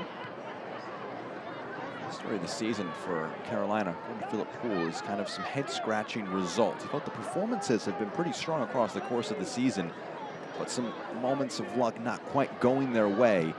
In terms of expected goals, they have a really good mark of 33.8. 33.8 expected. Only 26 actual goals. That underperformance of about 7 goals from where they're expected to be is the highest in the league. And that's going to be a foul from behind. A bit of a painful one there for Aguilera, who's been the subject of a number of fouls. Van Treek in this instance, the one committing that foul. That's never good to see a player holding the back of their head either. You see Van Treek just getting a real serious conversation here. I think she'll have kept serious conversation when no yellow card comes out. Let's see it again. Well, this one, as Van Treek was trying to work around Aguilera, she falls, but then also it looked like her feet or shin, something caught the back of Jill Aguilera's head, and that's why you saw Jill holding the back of her head. This intensity of this game just continues to pick up. As you look at this again, another great camera angle by our crew. Here's the play as her right foot essentially hits into the back of Jill Aguilera's head. So not great at all, Jack. It's a painful one. Absolutely. So a little more than a half hour left in this match. If you are Carolina, is there anything you try to tweak here to get those opportunities to be finished off? Talk to Philip Poole about that, how hard it is to translate chances into goals, and you're creating chances. What are you doing for this next half hour for Carolina? I think for Carolina, it's playing quicker. When you have a team or a game that you're playing that's this intense in terms of fouls and physical, I know Mackenzie George mentioned at halftime, don't allow them to catch you. Allow the ball to do the work. Keep the movement going. So that starts with your off-ball movement, so you can have quicker 1- and 2-touch rhythms. Ping, ping, ping, ping, ping. And we've seen some good chances for Carolina. They just haven't been able to be quick enough to get that shot or that service off. So be faster with your decision-making, and I think it'll open up a goal opportunity for them to score. Well, you can stay up to date with the Gainbridge Super League. Sign up for the Super Newsletter. Get news about your favorite team and stories from around the league delivered directly to your inbox weekly. Sign up at GainbridgeSuperLeague.com/newsletter. I know, I get the newsletter. So Very easy to sign up. half an hour left in this one. We saw the match earlier today. It was a 1-0 win for Lexington taking down Brooklyn. It was a close-fought match. Brooklyn, after being outclassed a bit in the first half, a big effort in the second half to try and get back into the game. Not able to convert one of their 12 second-half shots into a goal. So those fouls in this one, it's been a chippy match. Very chippy. It's honestly such a small margin for error in this league that you have to be mindful and disciplined about where you're fouling. We've seen some penalty kicks across the league over the last couple of weeks. We've seen even just some set pieces in dangerous spots. That can be the difference maker in a tight game like this. So it's okay to play aggressive, but you have to be very disciplined about where you're fouling so that you're, again, like I mentioned earlier, not giving your opponent a chance to knock one home. There was a penalty for Carolina in their 2-0 win. There was a penalty for Lexington in the 2-0 win they had over Fort Lauderdale last week. So both of these teams experiencing those chances from penalties. When they last played in the Gainbridge Super League. Merrick wins a throw. Locklear putting the press on, much to the appreciation of Paul Jennison, who was right next to her. Yeah, if you're Fort Lauderdale, this is what you want. You're disrupting, you're making the game ugly at times. Here's Lucy. George in the box now. Is she bumped down from behind? Yes, she is. Renee. Did we manifest a penalty kick? I think that's just good reading of the game from you. Could tell that this match might have had that brewing, and Mackenzie George gets in the box, is brought down from behind. A penalty comes. There might be a bit of discomfort here for a Fort Lauderdale defender, but after that treatment is done, it's going to be a penalty for the home side.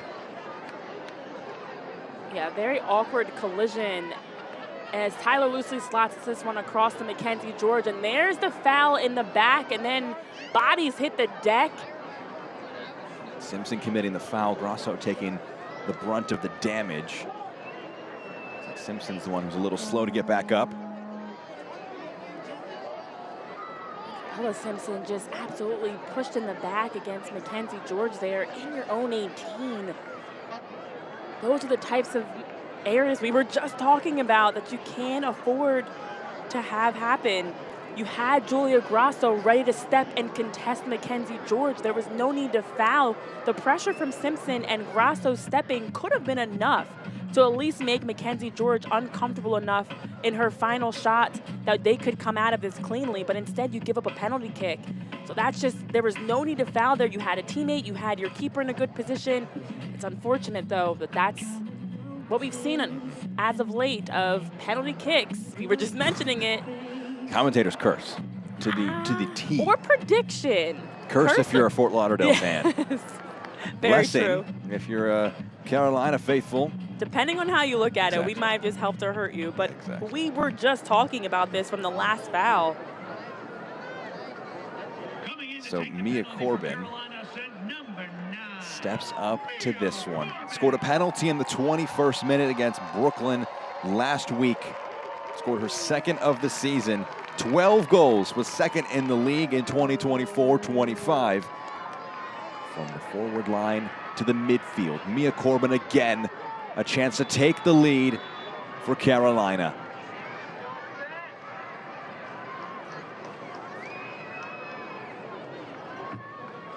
Corbin against Craig. And what a penalty it is from Mia Corbin. Picks out the top left corner with some precision. And Carolina take the lead at home. Back-to-back weeks, it's Mia Corbin to get things started from the penalty spot.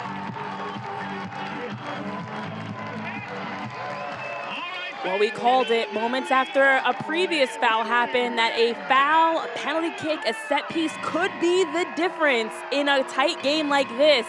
Lo and behold, it's the ball from Tyler Lucy slotted into Mackenzie George.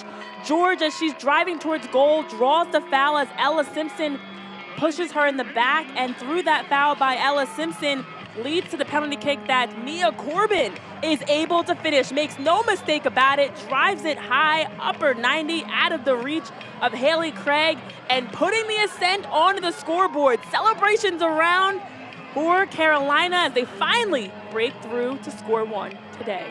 Carolina 1, Fort Lauderdale 0. Probably a justified lead for the home side at this point in the match. And it's a tough break for Fort Lauderdale, who had some big defensive moments, especially from Haley Craig between the sticks.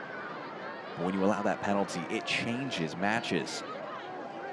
It does, because right now Fort Lauderdale has been really doing a good job defensively to weather the storm. You wonder if that's the straw that breaks the camel's back. Here they go in the attack. It slid along just a little too heavy there. It was Audrey Coleman trying to slide in Mackenzie George. Just a little too much on that pass, but it was a really bad giveaway initially from Fort Lauderdale. Well, this is where, for Carolina, they can capitalize. Fort Lauderdale, as we talk about, 11 winless games. They've been mentally trying to stay confident and have the belief despite not getting wins, but giving up a goal can be deflating. Can they make it two? Fired into the box, the back heel from George.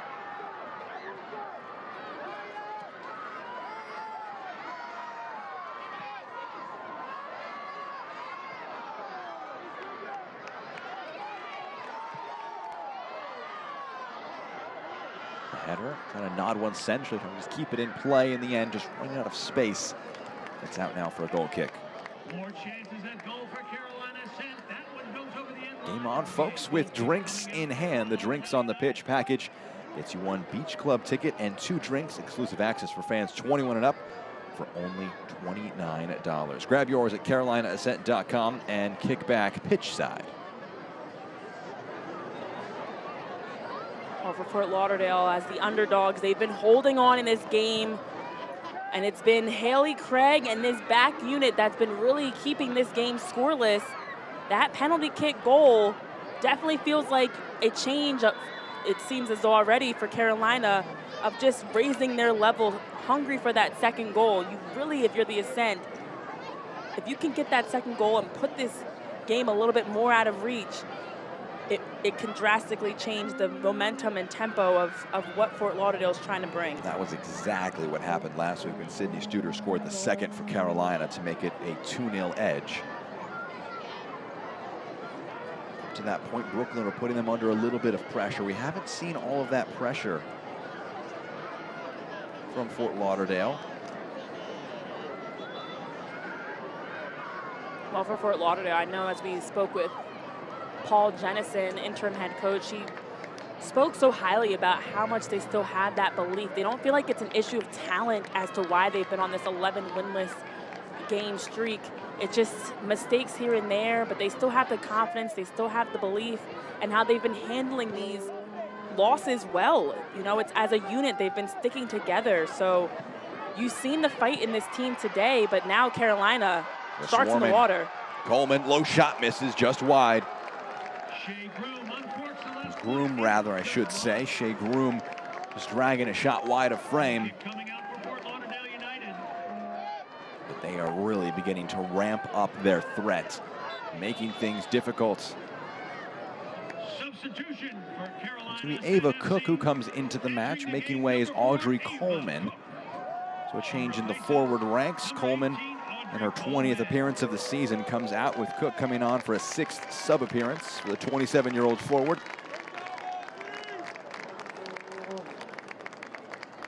Ava Cook, one of those new players that they brought on board during the January window. A new signing for them. Philip Poole spoke to the camaraderie of the group that they have developed, that they're able to welcome in 4 players of very high caliber. Cook coming in, Tyler Lucy, Shea Groom, Lily Nabet all coming in the midseason as players that could potentially be big contributors for this side. Lucy in the starting lineup, Nabet the same. That's the thing, that's 3 new faces that are starting, and Ava Cook that sees significant minutes as well. That's difficult as a player to see new faces come in that are taking your roles, but it only has added to the depth and the buy-in that this team has had to strengthen them, that at this stretch of the season, they know they have a lot of new, a lot to build off of as they're surging for a top spot in the standings. And I think that's the buy-in that has allowed them to put aside any role changes, but to understand the bigger picture of what this group can accomplish.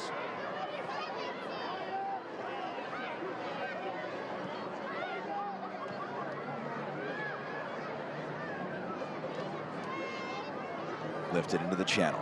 Locklear the target. She'll get onto it.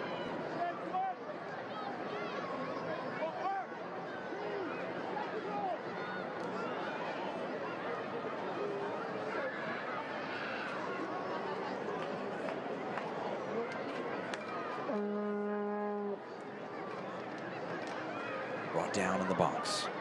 Thompson, Locklear. Just fire one into the mix. Locklear trying to make things difficult. And doing so, will win a corner? No.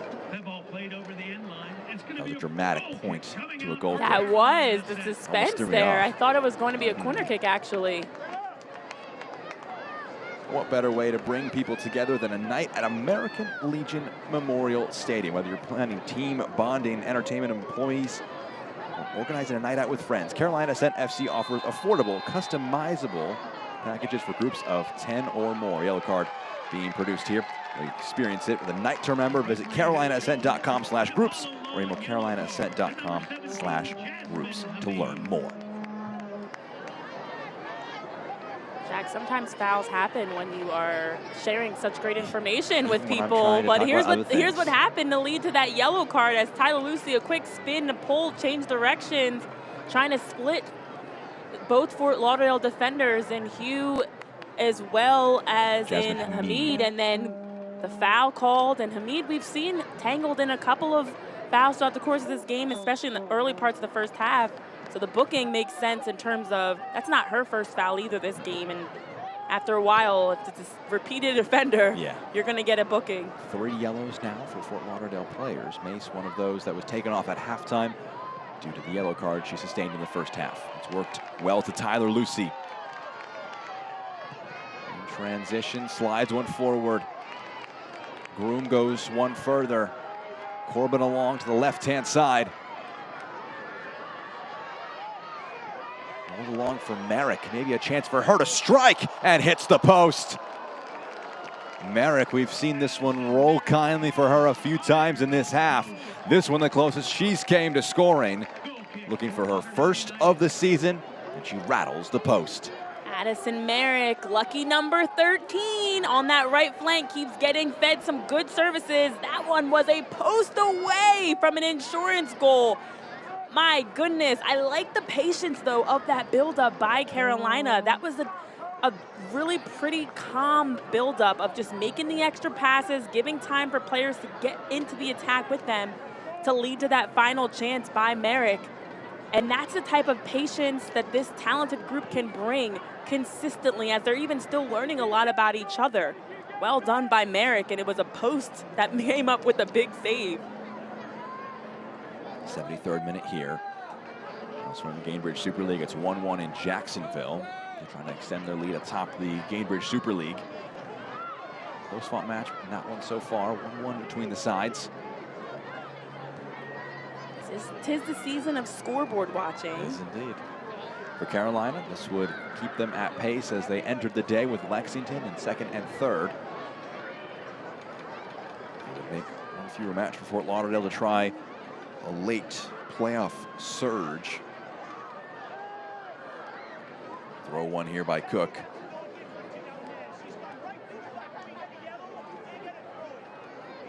We've seen some very good form in recent weeks from Carolina. Defensively, they've been so challenging.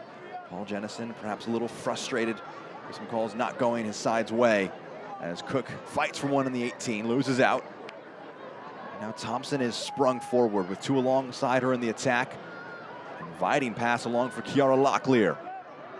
Numbers back in blue and orange. What can Locklear do here? Trying to lift one in. Clever idea on that pass, but it's pushed out for a Fort Lauderdale throw. Great pass in to Locklear with some perfect pace on it to allow her to run onto without having to break stride. And Fort Lauderdale, make no mistake about it, they might be down 1-0, but don't count them out quite yet because they've also been doing a good job of getting forward. And they seem pretty much composed as well. They don't seem rattled, I should say, by this 1-0 scoreline. And you would expect that for a team that is on a winless drought, yet here they are, setting up for a corner kick. What can they work from this corner? Emily Thompson is the player that goes over to take this one.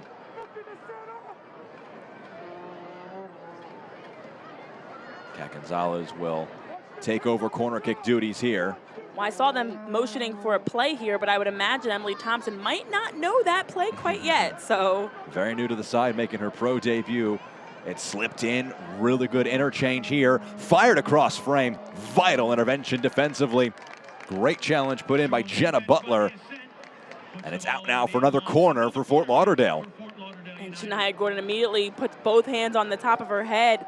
That also looks like it could have and should have been a goal if it got through, as Fort Lauderdale had a pair of players, including Gordon, on that back post ready to tap it home. That play drawn up nicely by Fort Lauderdale. This one will be Emily Thompson, the debutante. Whipping in a corner, not fully dealt with. It dropped dangerously. And a bit of a late challenge from Kiara Locklear, a free kick for the Ascent in their own 18. Sydney Martinez went up for that one, didn't fully claim it. Almost an opportunity there. Well, we saw Fort Lauderdale go short on the previous corner, mixing it up this one and knock this one in the mix. And Emily Thompson, that was a great corner in terms of the bend and pace it had on it, plus the pressure they brought against Martinez. Made some trouble there, Jack. This match stays at 1-0. Set pieces like that will continue to offer threat for Fort Lauderdale to try and get a point out of this one. They have been outshot 13-2. They have a bit more possession, but they haven't translated that into opportunities. Mia Corbin's goal separates the sides. She plays a pass forward. The back heel attempted, pushed away.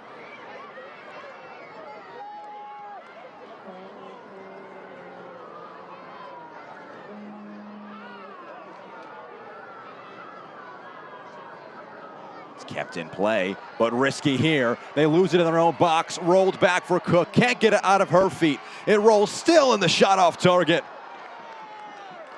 Tyler Lucy on the turn, trying to get one there. A wry smile on her face. Carolina know another opportunity to score. They don't take this one.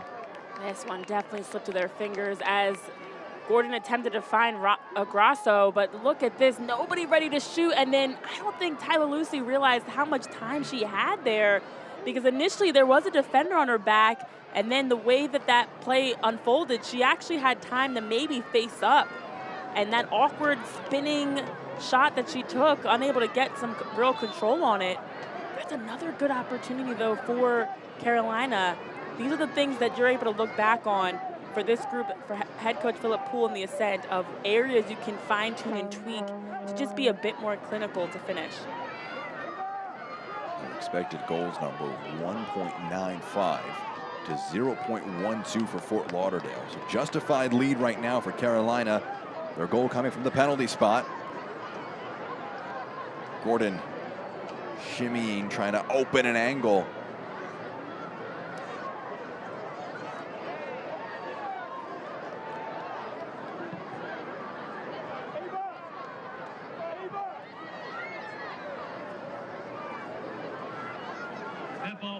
Well, for Fort Lauderdale, something that interim head coach Paul Jennison spoke to us about is they knew this challenge was going to be a big one, and they were ready and embracing this opportunity, ready to come out, playing on the front foot, compete, and they've really embraced this challenge. Even now down 1-0, you still see them fighting to get forward to see if they can equalize late in this game.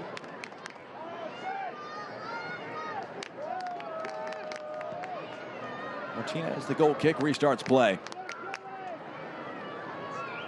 Carolina Ascent FC is a club built by the Carolinas for the Carolinas, with a vision to climb and reach new heights.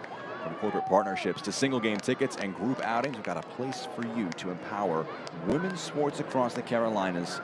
Join the climb and contact one of our representatives today at carolinaascent.com.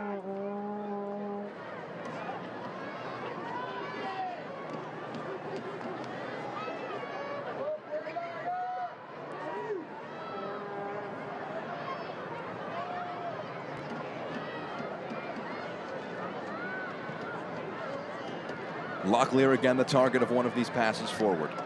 Hasn't had a ton of service in this one. We mentioned her in the open, 6 goals in matches against Carolina for the Fort Lauderdale forward. Well, the way this game has changed, now when Fort Lauderdale does win it, they don't really have good numbers. Locklear the only one up high, and so they're just turning it over because they can't keep it. Here's Lucy past Simpson. Draws in the challenge from behind. Abby Hugh able to get something on it, and it's out for a throw. Plus extra time to go. Let's get that energy up and help the Ascent Well, in addition to giving up a goal, they're just heavily under pressure now. So this is where for Fort Lauderdale, this can be a long end to the game if they're unable to find a way to sustain possession. Laid along for Lucy, poked away from her. Thompson.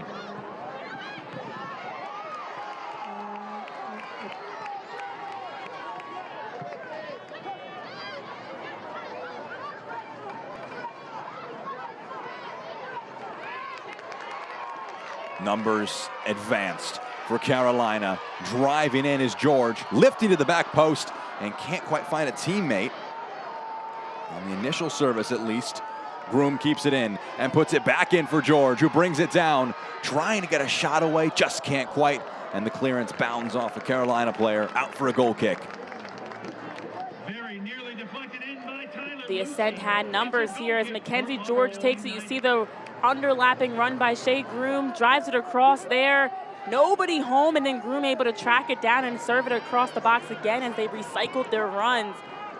And the numbers have been there for the Ascent. They're doing a good job getting forward. Now you want to see even just them continue that evolution of getting their runs with conviction, picking out a teammate. But they're definitely continuing to put the pressure on. Gordon into the box. It's a good ball for Locklear. Lays it along. Gonzalez equalizing against her former side. Heavily against the run of play, but Fort Lauderdale don't mind. It's Carolina 1, Fort Lauderdale United 1. Fort Lauderdale's just been lurking, trying to tie things up, and here they come. It's down that right flank by none other than Shania Gordon, and with good numbers, how about the trailing run here by Catherine Gonzalez, able to just perfectly time it, runs underneath none other than Kiara, who we of course highlighted in Locklear for all that she's helped contribute every time Fort Lauderdale plays Carolina. This time Kiara Locklear gets the assist, and Gonzalez throws the hands up in the celebration. What a finish, and just like that, Jack, we are back tied at 1 apiece. It breaks a 4-match shutout streak for Carolina. They've had chances. Merrick's had chances. That's a big call there. And it's a goal kick. Wow. The Ascent fans are not happy about that one. Absolutely wanted a second penalty kick. I've seen games and been a part of games where 2 PKs have been awarded to a team. It's possible, obviously, but I think it would have to be a bigger, more obvious penalty kick there. That one seems like a just true hip-to-hip type of a play. Well, Fort Lauderdale has had so much success through Shania Gordon down that right flank. Able to find her wide, has been able to help them create, including that goal. Hamid brought down from behind. It's a cynical foul committed there. Mia Corbin, the goal scorer for Carolina, has her goal canceled out and finds herself cautioned now. Just says, I'll bring down Jasmine Hamid in exchange for a yellow card in transition. Well, actually, I think that foul makes sense. Just like looking at this again, look at the numbers you had. It's Jasmine Hamid getting forward. Although actually, you defensively had solid shape, so there might not have been a reason to foul. You had a few teammates that were defensively in position to help step. So there, Corbin was trying to disrupt and delay their transition play, but actually may have bailed them out.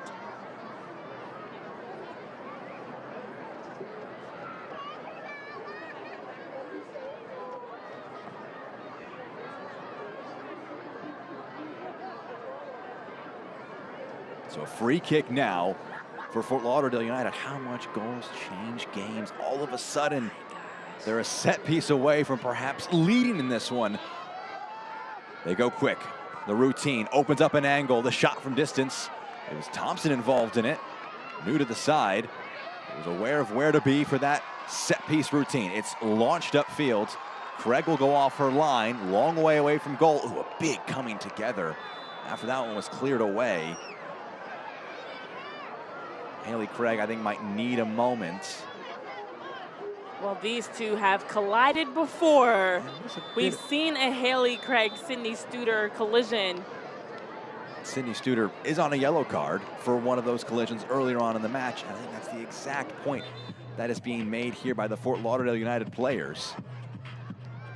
Well, also at this point, we've already seen so many bookings. As you look again at after the play, didn't get this initially.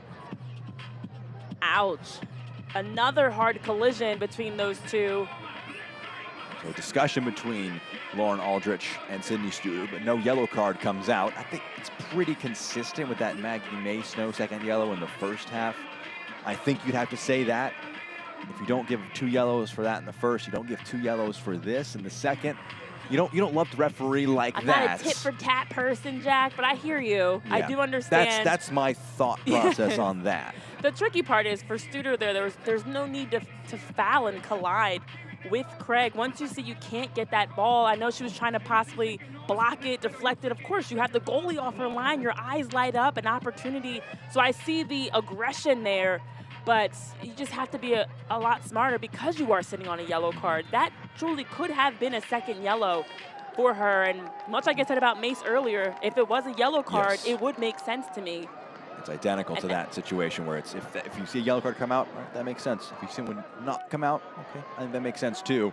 And I think that's what Fort Lauderdale's arguing because of the amount of yellows that we've seen. You know, why not give a yellow card there? But let's also pause here for a moment as we're even having this conversation, because it wasn't too long ago that the Ascent were on the hunt. We saw a couple of point-blank chances they didn't get to finish, and now look where we are. Thompson lifts one in. Hamid gets ahead to it. When Locklear trying to go for one there, leaving her all a little bumped after that one doesn't land her way. She has an assist in this one, sliding one back for Kat Gonzalez. The shot totals 14 for Carolina, 3 for Fort Lauderdale. But it's Paul Jennison's side that is set to get a point if this holds. That would be a great point for Fort Lauderdale if they're able to get one, and a devastating point for Carolina. I mean, 19-9 was the shooting margin for the last time they met in favor of the Ascent, and as you mentioned, also a +11 for the Ascent right now. So around double digits yet again, they're out shooting Fort Lauderdale, yet it's a tie game. And to be honest, it feels like momentum is shifted. Not only has Fort Lauderdale scored a goal, but the belief, the hunger, they're hungry for that second goal. They're not complacent when just walking out of this with a draw right now. And it feels like the Ascent on the other side, a bit flatter right now, needing a resurgence on their end. Yu takes the throw. They're just advancing this throw incrementally up this near side of the pitch. Van Treek. Well, this has been what we've seen from Fort Lauderdale. They've just been a lot better with their chances of being ready to take advantage of them and maximizing. Definitely was expecting a whistle there. That one's not a surprise either. But now again, the Ascent continue. It's kind of like they're now defending for their lives a little bit here.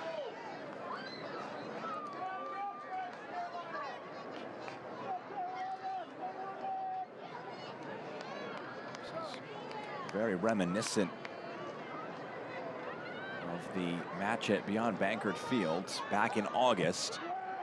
This is whipped forward. The header flicked along. It's allowed to drop and pushed out of the 18. After Kiara Locklear made it a 2-1 match in the 83rd minute, a Shania Gordon own goal ended up bringing the match level 2-2. The 91st minute, that one a bit of a stunner for the home side on that occasion. It went against them. This time around, they're the ones trying to provide spoiler on the road. Offside was given. Well, there's still going to be, in my opinion, probably a solid amount of stoppage time I'm expecting for the second half. And at this rate, the Ascent are kind of holding their breath a bit. They need to figure things out and fast, because Fort Lauderdale just continues the pursuit of goal number 2. So foul behind the ball after that one was played forward. Blue Cross North Carolina is the official health insurance provider of the Carolina Ascent FC. Blue Cross NC makes health insurance easy. Discover employer, individual, family, Medicare, and Medicaid plans from Blue Cross NC. Better care starts here. 20 seconds plus that additional time that you mentioned. We don't know how much we'll see at the end of this 90 minutes.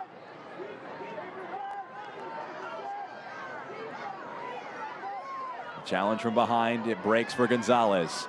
Gonna fire one over the top, it's intercepted and cleared up field. It's a chance now in transition with 6 minutes added on. A great touch from Tyler Lucy, a foot race, and a vital challenge from behind. Runs out of play for a corner kick. Jack, this is what they needed for the Carolina Ascent to have this opportunity. It's Tyler Lucy off to the races. They needed something for the Ascent to get back. It's been so much in favor of Fort Lauderdale, including that goal that Gonzalez scored, and this gives them a chance to kind of catch their breath, get numbers forward, get their playmakers like Sydney Studer and others into the box and see what they can do with it. But I also feel like I predicted 6 minutes of stoppage time because it felt like we were in for a good amount of stoppage time here. Aguilera with the corner. Whipped into the back post. It found a friendly head, but it bounces out of play. It's going to be a pause after a collision of heads. Sydney Studer is a little slow to get back up. A lot of discomfort there after it goes out of play for a goal kick. Well, again, Studer's been actively involved in now 3 different collisions, maybe 4, that have resulted in a trainer having to come on the field. And they've been off of set pieces. They've been off of those long balls in the play. And she was grabbing at her leg. Not a good sign because it did look like she landed a little bit awkwardly. And it's definitely been a tough going for Sydney Studer, who you hate to see a player that's been knocked down that many times in a course of a game. Just physical going for her on these set pieces. Second year with Carolina for Sydney Studer. 24 appearances, 1 goal, 1 assist. Picked up that first professional goal on her first professional contract in that inaugural season. 21 appearances now, which includes today. 3 goals, a set piece threat, was trying to get onto that one. And a bit of personal impact on that one. Good to see her back on her feet. Moving a little hobbled. We'll see if Carolina opts to make a sub. Brianna Martinez will come in for Studer for the final few minutes. Makes sense, that sub. Studer on a yellow and also with that small potential issue. Yeah, and there's no reason to force her to play. You've got fresh legs. I mean, it's great to see for Sydney Studer that she is able to walk off on her own. Does have a slight limp, but able to put weight on it. But there's no reason to keep her out there right now if she's not at 100%. When you have a player in Martinez that you can bring on that also can give you not only fresh legs, but maybe this will help with the energy surge that they need to close out the remainder of this stoppage time. Header one there. Big coming together. Referee was playing advantage, and it is going to be a free kick for Carolina. Fort Lauderdale United. Free kick for Carolina Ascent. Halfway through the stoppage time, might see a moment or 2 more of it. Lucy involved in that one. 3 of the last 4 meetings between these sides have seen goals beyond 90 minutes. Look at the fouls, 13-11, and with Fort Lauderdale having more. I believe we said at one point set pieces might be the difference. We've seen one set piece goal. Will we get another? Aguilera would love to provide service to reestablish a lead. Probes one in. It's behind all of the runners that were being made in by Carolina. This one takes a hop up. Hit the corner flag for a moment, and it bounces out for a goal kick. That one by Joe Aguilera just may have mishit that one a little bit as the runners had all cleared where that ball was sent and didn't put it in a position for her teammates to be able to receive it or do anything with it. This is the other part of this stretch now as we are into the closing minutes of this game. Every possession, with every tick of the second, you want to see if you can be urgent, but also get that one good quality chance to see if you can get a game winner late.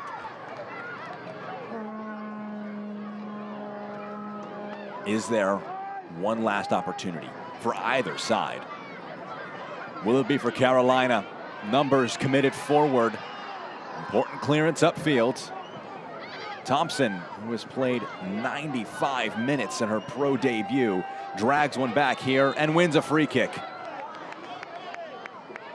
That's what you love to see from your newest addition. They were excited about what she was going to bring to this outside, and you already see her impact for Fort Lauderdale. Just knocking it forward. I understand them trying to play quickly here because time is ticking, but you don't want to play so quick. You're wasting your own chances.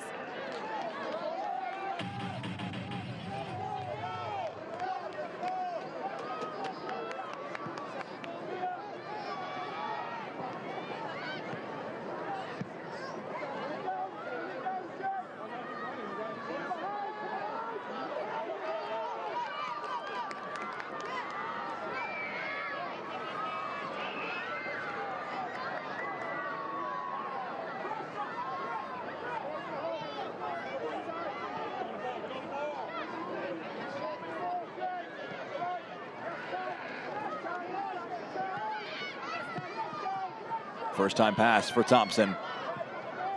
That one slightly bumps into the referee, and as Jasmine Hamid runs away with it there, it's just an unfortunate one for the referee. I think you can't really play advantage too easily there when it bumps into the ref.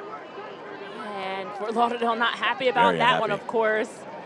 Game is winding down. You've got numbers. You've got Jasmine Hamid streaking forward, and now you just have to bring the ball back. Very frustrating. Simpson just puts one in the box. The header away.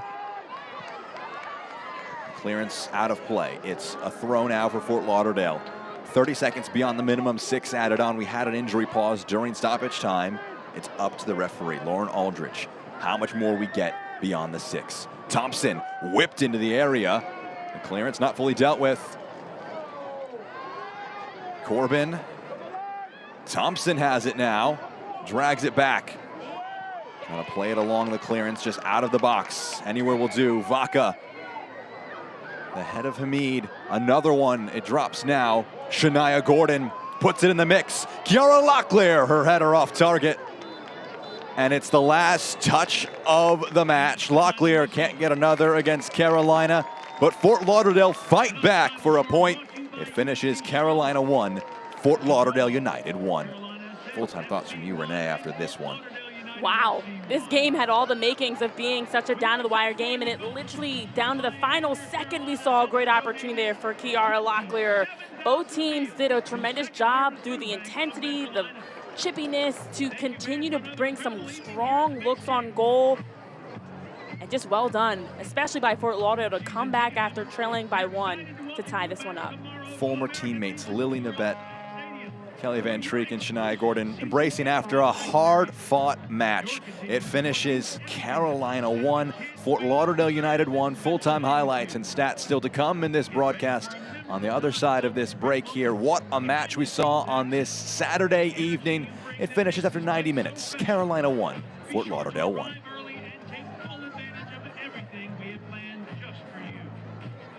Thank you for being such an important part of our family. We'll see you tomorrow at the stadium.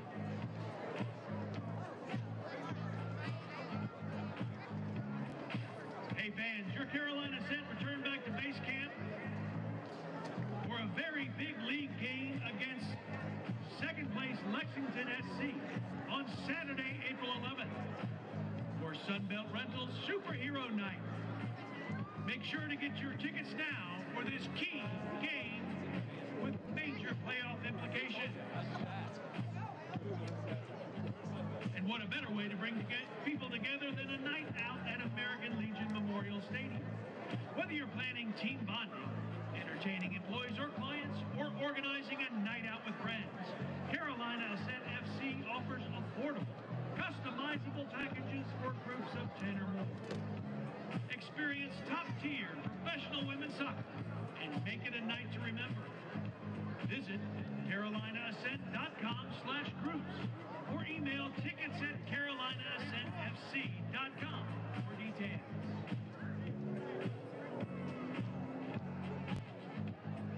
Be ready for game day with official Carolina Ascent FC merchandise. Shop now at our new official team store or online at carolinaascent.myshopify.com. Make sure to scan the QR code on your way out of the stadium.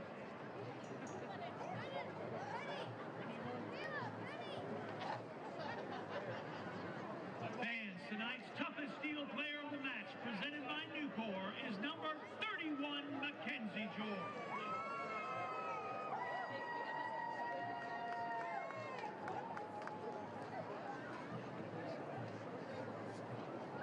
Tonight's save of the game presented in the 14th minute by number 15, Sydney Martinez.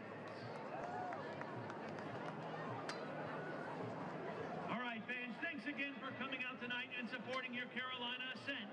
Only 2 more home games to go as they make their push for the playoffs. We hope to see you back here. Please drive home safely so we can see you back here at American Legion Memorial Stadium again real soon. Until next time, good night, everybody, and go Carolina Ascent! Our full-time score, Carolina 1, Fort Lauderdale United 1. A thrilling match in this one. Jack Edwards, Renee Washington here with you in the broadcast booth. Pleased to be joined now by Kat Gonzalez, the goal scorer for Fort Lauderdale. We appreciate your patience. Congratulations on your first goal for Fort Lauderdale. You guys are under a lot of pressure in that second half. That ball rolls to you, you score that goal. What's going through your mind in that attacking sequence? Oh man, I've been waiting for this moment for a long time. A ball like that on the top of the box is like my bread and butter, so I was super excited to see it coming in. And Kat, when you look the feeling is amazing. I mean, oh, sorry. No, go ahead. I'm sorry. The feeling is amazing. We've been waiting for a good moment, good game. Honestly, we've had a rough little season, but honestly, this whole game was a step in the right direction. So it's a really good feeling. And I was going to ask you exactly about that, with just how tough the season has been going, and this game just as tough and back and forth. What did you guys talk about late to really help you get this tie? It's really important for us to stay calm, cool, like take the stress out of the game and play our game, because in difficult situations, high intensity moments, it's easy to just give the ball up and be frantic, but staying steady and making sure everybody's calm and no stress is really the way to go. And obviously you guys know how difficult it's been to get results. I'm curious to see the fight in the team today and how you guys competed. How does this help you moving forward as the pieces are still coming together to get back in the win column? We fight hard in practice every single day. The games haven't been going our way, but I think this game we showed that we can play football. We're a good team. We have a lot of talent, and we just needed to put those pieces together. And today I think they looked like that. So definitely a step in the right direction. It's up from here. Kat, congratulations on that goal. We appreciate the time. Thank you so much. Kat Gonzalez, the scorer of the equalizer in this one. A thrilling 1-1 draw between Carolina Ascent FC and Fort Lauderdale United FC. It was something that Renee Washington called a penalty that was won by Mackenzie George and dispatched by our man of the match in this one, Mia Corbin. A well-placed penalty, the new core player of the match. Mia Corbin had a goal and 2 assists over the last 3 games. We'll add another goal to that tally. She's been on quite a tear for them. That's 4 games in a row where she's had now 2 goals, 2 assists. And that was the first goal of the game to get them on the scoreboard. But then how about this one? It was Shania Gordon down that right flank, able to serve it into the box for Fort Lauderdale. Kiara Locklear lays it off to Kat Gonzalez running underneath. And as she mentioned, her bread and butter. She's been waiting for this moment, knocks it home, puts them on the scoreboard. And for Fort Lauderdale, it's only up from here, as she said, with the belief they have to get this tie and moving forward from this result. They pick up their first goal in 4 matches. A big draw for Fort Lauderdale. Your full-time stats here. Carolina, you have to imagine, Renee, frustrated to not see all 3 points in this one. Yeah, another game where they are plus more than 10 in this one, plus 11 in terms of shots. You outshoot them 16-5, 5-3 in terms of shots on target, but Fort Lauderdale still had more possession, 55% to 45%. So for as much as Carolina created, Fort Lauderdale still took their chances. And honestly, this one came down to who executed better, and it came down to those 2 plays that were the difference. One final stat for you, 2.2 expected goals for Carolina, 0.4 for Fort Lauderdale, but it was that goal for Kat Gonzalez that canceled out the goal for Mia Corbin. For Carolina, they're next up on the road in Florida at Tampa Bay. Fort Lauderdale head back home for a Sunday encounter with DC Power. My broadcast partner, Renee Washington, and our entire broadcast crew, what a fun match to bring you from American Legion Memorial Stadium. A second all-time draw in this rivalry between Carolina and Fort Lauderdale. It finishes Carolina 1, Fort Lauderdale United 1. This copyrighted telecast of the United Soccer League cannot be retransmitted, rebroadcast, or reproduced without the express written consent of the United Soccer League.